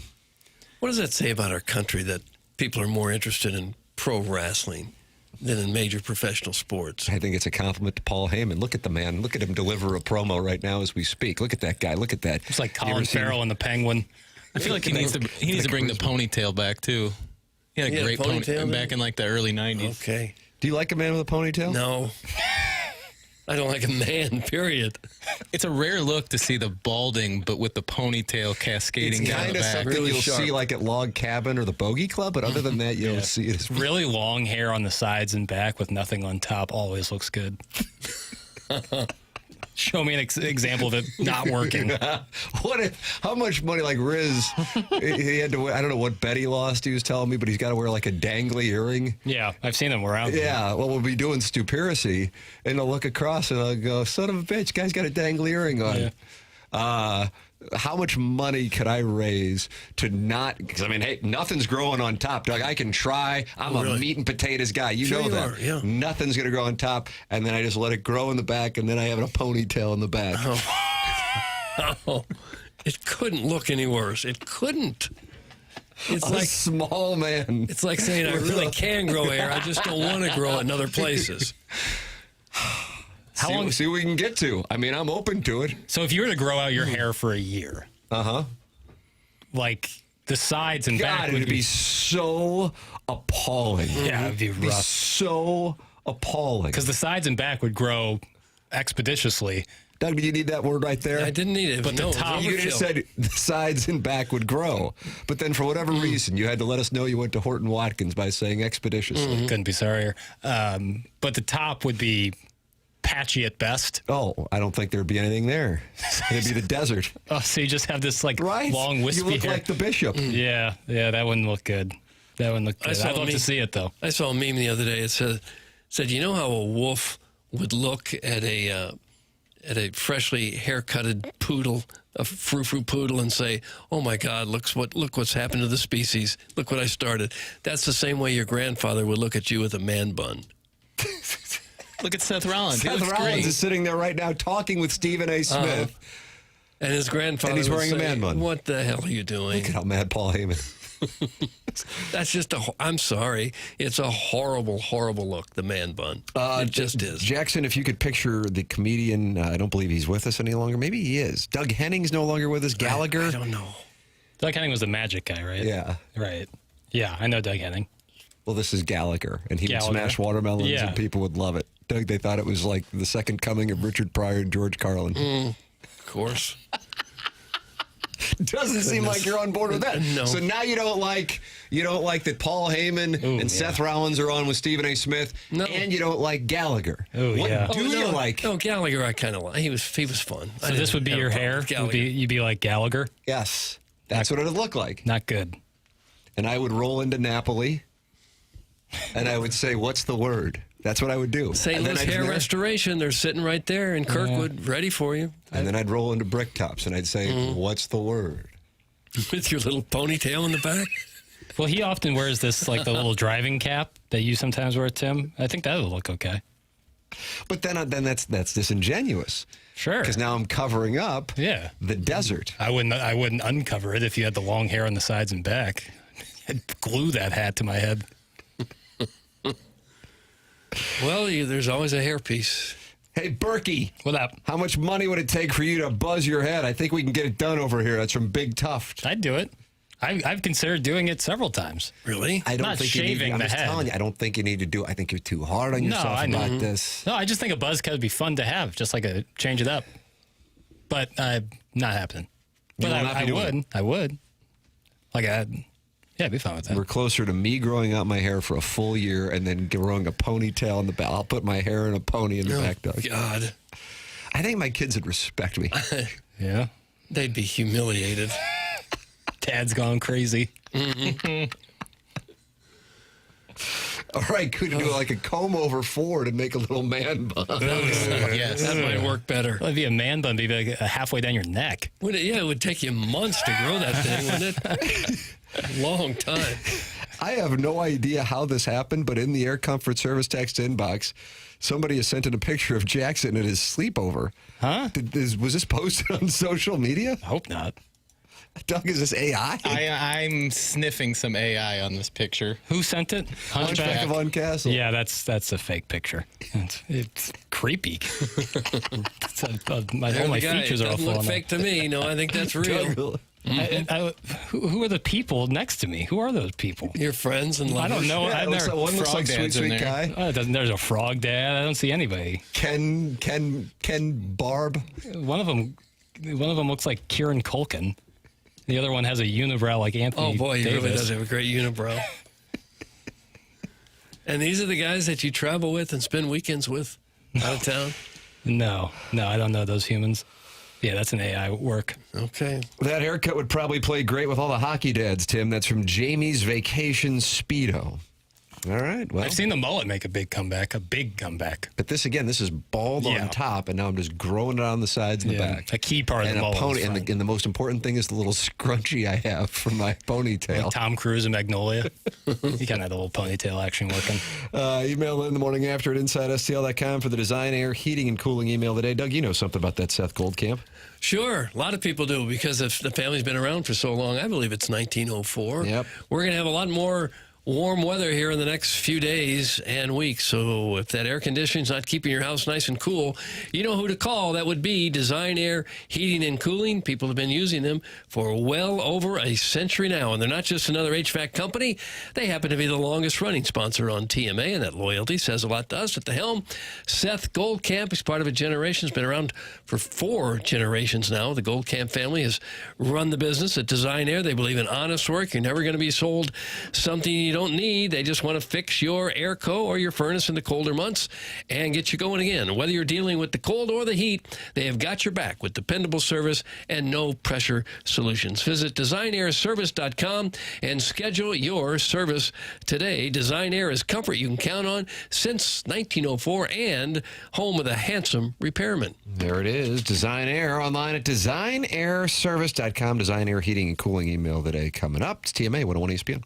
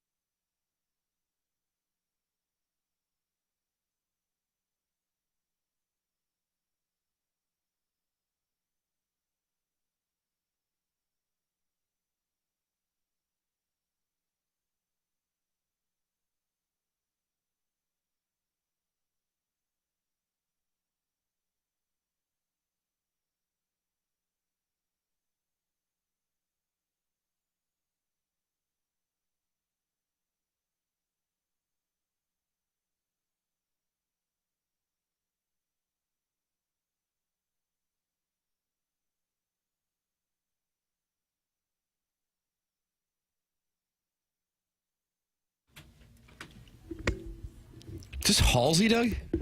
Oh, you're on fire today, Tim. Okay. I'm excited about myself. Well, yeah, we've noticed. TMA 101 ESPN. The show's presented to you by Brown and Crouppen. We're big fans of that Dr. Brandon Pryor at 100 West Dental, located on Manchester. That is in Baldwin, with brand new offices with the most modern of technology, with patient experience at the front of mind. There is no phone call needed to get into 100 West Dental. Just check the calendar online for availability, and you can book right then and there at 100 West Dental. No dental insurance, not a problem. The membership plan aids in the cost of dental work for those who do not have dental insurance. They have a huge offer going on for TMA listeners. You mentioned my name, you get $1,000 off Invisalign. If you're on the fence about Invisalign, they have a digital scanner that can show you a simulation of what it'll look like before you even go through with it. It's 100westdental.com. That's 100 West Dental. Give them my name. You get $1,000 off Invisalign at 100 West Dental. Nolan Arenado on his return and his season, and saying he still feels like he has some good ball left. Take a listen. Did it surprise you how comfortable you were? When you said kind of going late into innings, you were a little worried. Did it surprise you? No, not really. I mean, a little bit. Obviously, I feel like I saw the ball okay. Still got a ways to go as far as timing goes, but overall, pretty good. Took some good swings, laid off some tough pitches, so not a bad day. Nolan, might sound cheesy, but like the nights like this remind you why you still love doing this. And Miles was talking about the other day, baseball's still a huge part of my life, and he wants to keep doing it. Do nights like this kind of give you that reminder? For sure, yeah, absolutely. I mean, I think as you get older, things start. Obviously this year how it's gone with the injuries and the performance hasn't gone the way I would like, and but I just don't feel like I'm done. I feel like I got a lot of good ball left in me, so I'm just focused on doing those things. Base hit. Yeah, he had 2 of them last night. Mm-hmm. And I lost that bet. So what do I owe each one of you guys? 10,000? Is that right? Yeah, I think so. That's the standard predictionary loss. Is 10,000. It's going to cost you otherwise 10, specified. Yeah. You can donate my share, Tim. I don't. Do you mind if I donate to another cash call? Yeah, that'd be fine. Is it a donation if it's to your own cash call? Your own LLC? Well, it sure would be sweet if he could come back and have a decent year next year, because it doesn't look like they're going to be able to move him, I don't think. I don't know what team would want to roll the dice on him now and take any of his salary. I think if you're going to have to pay the whole salary, what's the point of moving him? It's going to be fun because you got Contreras and Arenado and Gray coming back next year to kind of lay a base, and then you can build from there. Well, 2025 Cardinals, let's run it back. My point is, if you're going to have to pay him, or most of it, you may as well keep the guy as give him away. The argument there would be that he's taking up a roster spot. Whose roster spot? Anybody.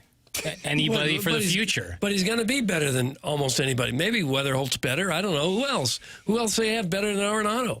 But it's not about, like, if you're not competing for a World Series, what's the point of getting 4 more wins? Whatever his war would be over someone else. Well, what would the point be of paying him and not getting anything of much value in return? What's the point of that? Freeing up a spot. Would be the only, this is just playing devil's advocate here. It would only be the free up a roster spot. It's not like they've got 4 or 5 hot prospects just dying to burst onto the scene. No, but they got 1. Okay, there's another spot for him rather than the otherwise guy who might be the best player you got. He has not proven to be the best player they've had for the last 2 years. Well, he's close to it. Even though he's not the player he was, he's still close to being as good as anybody they have. Contreras hits for a little bit more power. Yeah. But he's not the defensive player that Arenado is. His batting average is any higher. For sure. I would think unless you can get something, unless you can really unload the salary or get something meaningful in return, hang on to another year. It's going to be awesome. It won't be awesome. It's going to suck. Well, best case scenario, they replace him with somebody who would come and put up the same numbers. They don't have some superstar down there, except possibly Weatherholt. But we don't know. There's other places for Weatherholt. We don't know. We know what Arenado probably for the next 2 years, or the remainder of his career will be. We don't know what the younger guys are going to be. Even if we don't think of much of them now. I I understand that, but I'm just saying there doesn't appear to be a whole lot of younger guys that are knocking at the door ready to go. Right, but would you rather not a younger guy? I would rather have a better older veteran than a younger guy who doesn't do anything. You're not necessarily better just because you're younger either. Right, but at least you're trying someone who can be great. Well, I would think if you have one or two prospects coming up that you think are ready to take the next step and be successful major leaguers, there are places to put them other than third base. I don't disagree. If you still have to pay Arenado. No, Doug's idea is great. Play Arenado and trade away. Let other teams claim players that have actual upside so they can do elsewhere. So we can get a .230 average, low-power third baseman with no upside who's old. It's from the 314. Man, he's mad as a hornet. Boy, he really is. Hey, he lets you have it. In no uncertain terms. Well, Sharon and Clayton is joining in the choir. God, this discussion's such ass. What a disgrace. Oh, Sharon and what's disgraceful? That The could have been the discussion whole itself. show. The discussion itself is disgraceful. You got to narrow it down. We should be leaving the studio in shame. Which happens, but that's not the reason. Sometimes we leave with our tail between our legs.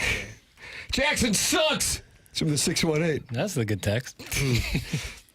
Can you guys play some Sarah McLachlan underneath this conversation? Alan Daniels. Would that be the Arms of the Angel? I guess. Yeah, if you could play that under it. Just kind of give us some perspective for what we have to come. All right, it is TMA. It's presented by Brown and Crouppen, 101 ESPN.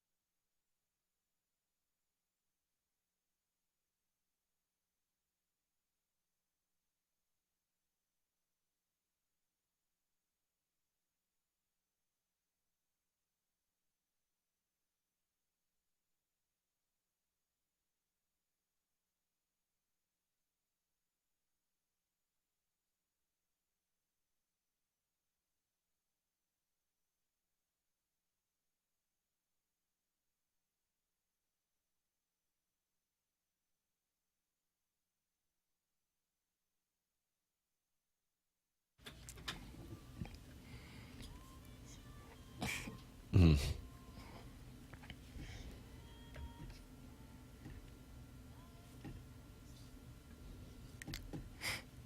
What do we have here? I don't know. Sounds like something from a Disney movie. From Sarah McLachlan. Good call, Doug. It's from Toy Story 2. Oh, is it? Okay. But it's Sarah McLachlan. And this is what they want us to play under our Cardinal discussion? Yeah, it's not Hard bad. charging sports show. Yeah. A lot of hot takes. We need this sort of music in the background. It's TMA 101 ESPN. James Carlton, longtime sponsor here on the program, now up to 450 five-star reviews. And Megan 6 just posted the 450th five-star review, Doug. Megan 6. Huh. Okay. She writes, I was referred to James Carlton's office and his team with high praise. And after my experience, I see why. I've been preparing for an auto purchase. After not having a car in the city for over 6 years, I had a lot of questions. And Mike Ross was always quick to reply. He explained everything that had changed in the auto insurance world since I last had a policy, like a friendly neighbor, and he gave me all the info I needed to make the best decision for my situation. He was even able to get me more competitive renter's policy as well. Love my experience and would also refer to anyone in the local area. There is another five-star review for James Carlton of the Carlton State Farm Insurance Agency online at carltoninsurance.net. He's been my insurance agent for 6 years. It's easy to vouch for him. It's James Carlton of the Carlton State Farm Insurance Agency. I cannot say enough good things about my experience with James Carlton. We got Missouri, we got South Carolina, we've got Illinois, we've got Indiana, we've got a big weekend locally in college football. There is a chance that both of these teams are in the top 15 when Monday morning rolls around. And Illinois would be getting ready to host USC, and Missouri would be getting ready to host one of the best teams in the country, and the UMass Minutemen, setting up an even bigger stage. Okay. But they're not happy in Arkansas. No. It hasn't gone well for them recently. And their athletic director spoke yesterday. What do you say? At the Little Rock Touchdown Club luncheon. Okay. And out of nowhere, he took a shot at it. Doug, Not us, I hope. The University of Missouri. Oh, gosh. Won 3 SEC championships, which gives us 39 over the course of the last 8 years. To give you some perspective on those 39 across 12 different sports, our friends to the north at the University of Missouri have won 0 during that same time period. Crowd claps. Well, that is kind of an interesting stat. They eat their wedge salad. They clap. So you're down on wedge salads? You're down on Arkansas? What are you down on here? I hate a half-assed wedge salad. You know, if you put a little effort in, it's delicious. Sometimes What sort of effort would you like? You know, maybe break up the wedge a little bit. Cut it. Yeah. Okay. Maybe not cherry tomatoes, maybe sliced tomatoes. That's beside the point. So this fella down there, Suey Pigway, that's right. He's saying they have 39 SEC titles in 8 years, and Missouri has 0? That kind of hurts, doesn't it? I'll play it again. Won 3 SEC championships, which gives us 39 over the course of the last 8 years. To give you some perspective on those 39 across 12 different sports, our friends to the north at the University of Missouri have won 0 during that same time period. Crowd claps at our dismay. So Missouri's not won one SEC championship in any sport in the last 8 years. That's right. Okay. Well, listen, some people can measure success by championships and trophies. And what are we measuring it by? Vibes, overall feeling. It does feel like since our football program is in a better position, the whole school is in a better position. Yes. It kind of feels that way. In the SEC, for sure. Yeah, I mean, it's lovely, nice work on the track and field. Mm-hmm. And don't get me wrong, if you look at top-line revenue comparisons between football and track and field, you wouldn't be able to tell the difference. Right. Yeah.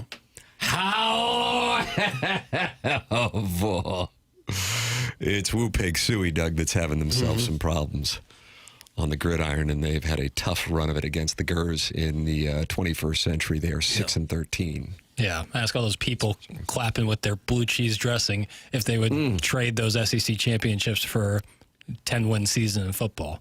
They would all do exactly that. I don't know. I don't think you should poo-poo completely on all these championships. Now, the other sports matter. Wow, you love Kansas and Arkansas. No, I don't love them. I'm saying you got to give them their due where where it's appropriate. They've won 39 championships. That's pretty good.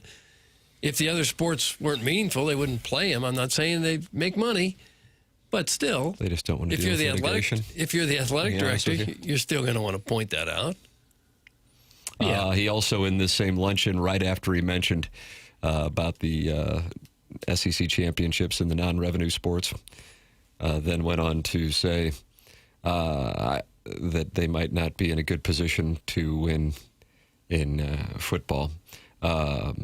And he talked about how college sports at this moment is the equivalent to driving down I-40. Ever been on I-40 in Arkansas?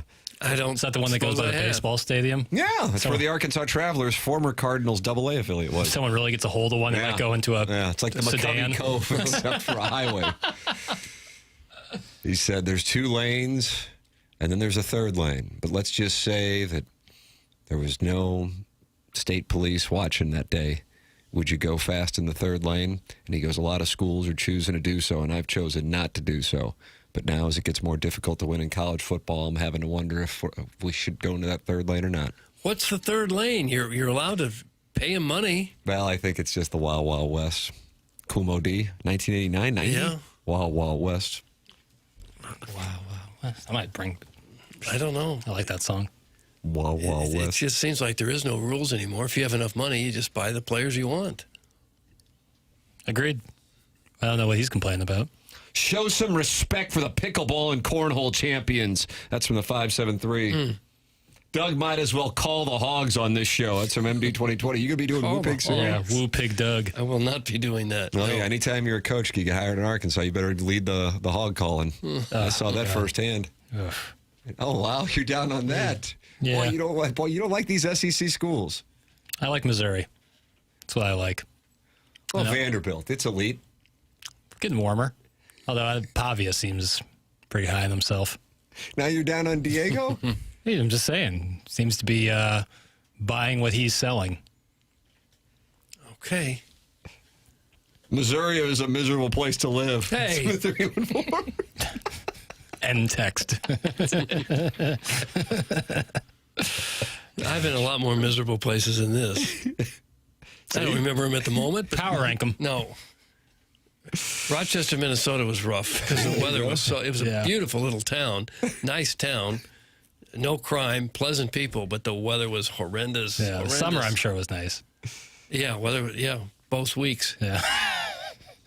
Magical time. And Miami had some really rough areas where you would not want to live Earl at Weaver's all. house. Well, just for that day. How was the house? That was a nice house? It was a little townhouse. You would have expected more. Really? I guess he had a big house in Baltimore. This is where he must have lived in the winter. Got the Design, Air, Heating, and Cooling email today coming up. It's TMA 101 ESPN.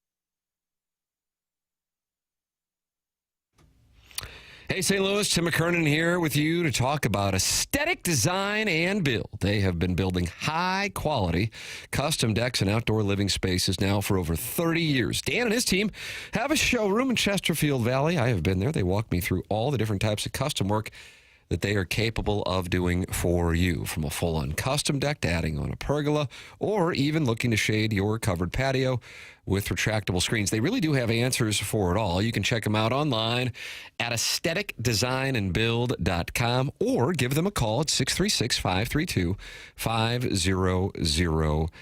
Check out that showroom in Chesterfield Valley. Let their expert team walk you through all the different outdoor solutions that they offer, from pergolas and retractable screens all the way to their patented underdecking system. Their goal is to provide a custom solution that matches the look and the feel of your home. It's Aesthetic Design and Build, outdoor living spaces, expertly designed. Call them at 636-532-5008 or visit them online at aestheticdesignandbuild.com and let them know I sent you their way.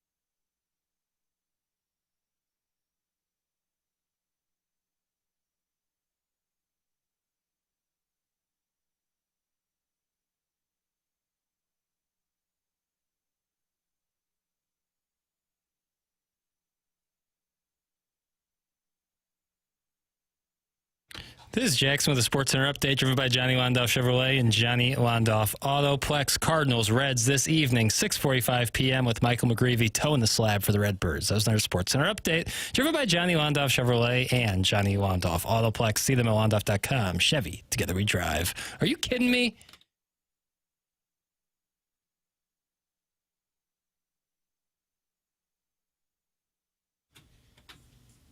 This is the Will Smith version of Wild Wild West. Oh, I thought this was one you were talking about. Not the Cool Mo D. Watch this, Doug. Wild Wild West. Oh, wow. That was nice. Oh, like this? I think that's Cool Mo D right there. You hear it? I hear somebody. This is from Best Picture winner. Wow, West. Yeah, Kevin Kline, Priory. Okay. Oh. There was a big spider in it, though. It scared the hell out of me as a kid. Arachnophobia. Jeff Daniels. Is that Cisco? Yeah, Cisco's in there doing the chorus. All right, it's time for the Design, Air, Heating, and Cooling email of the day. Ow. Favorite TV show, Maude. I really like the author. That's from Midge. Midge.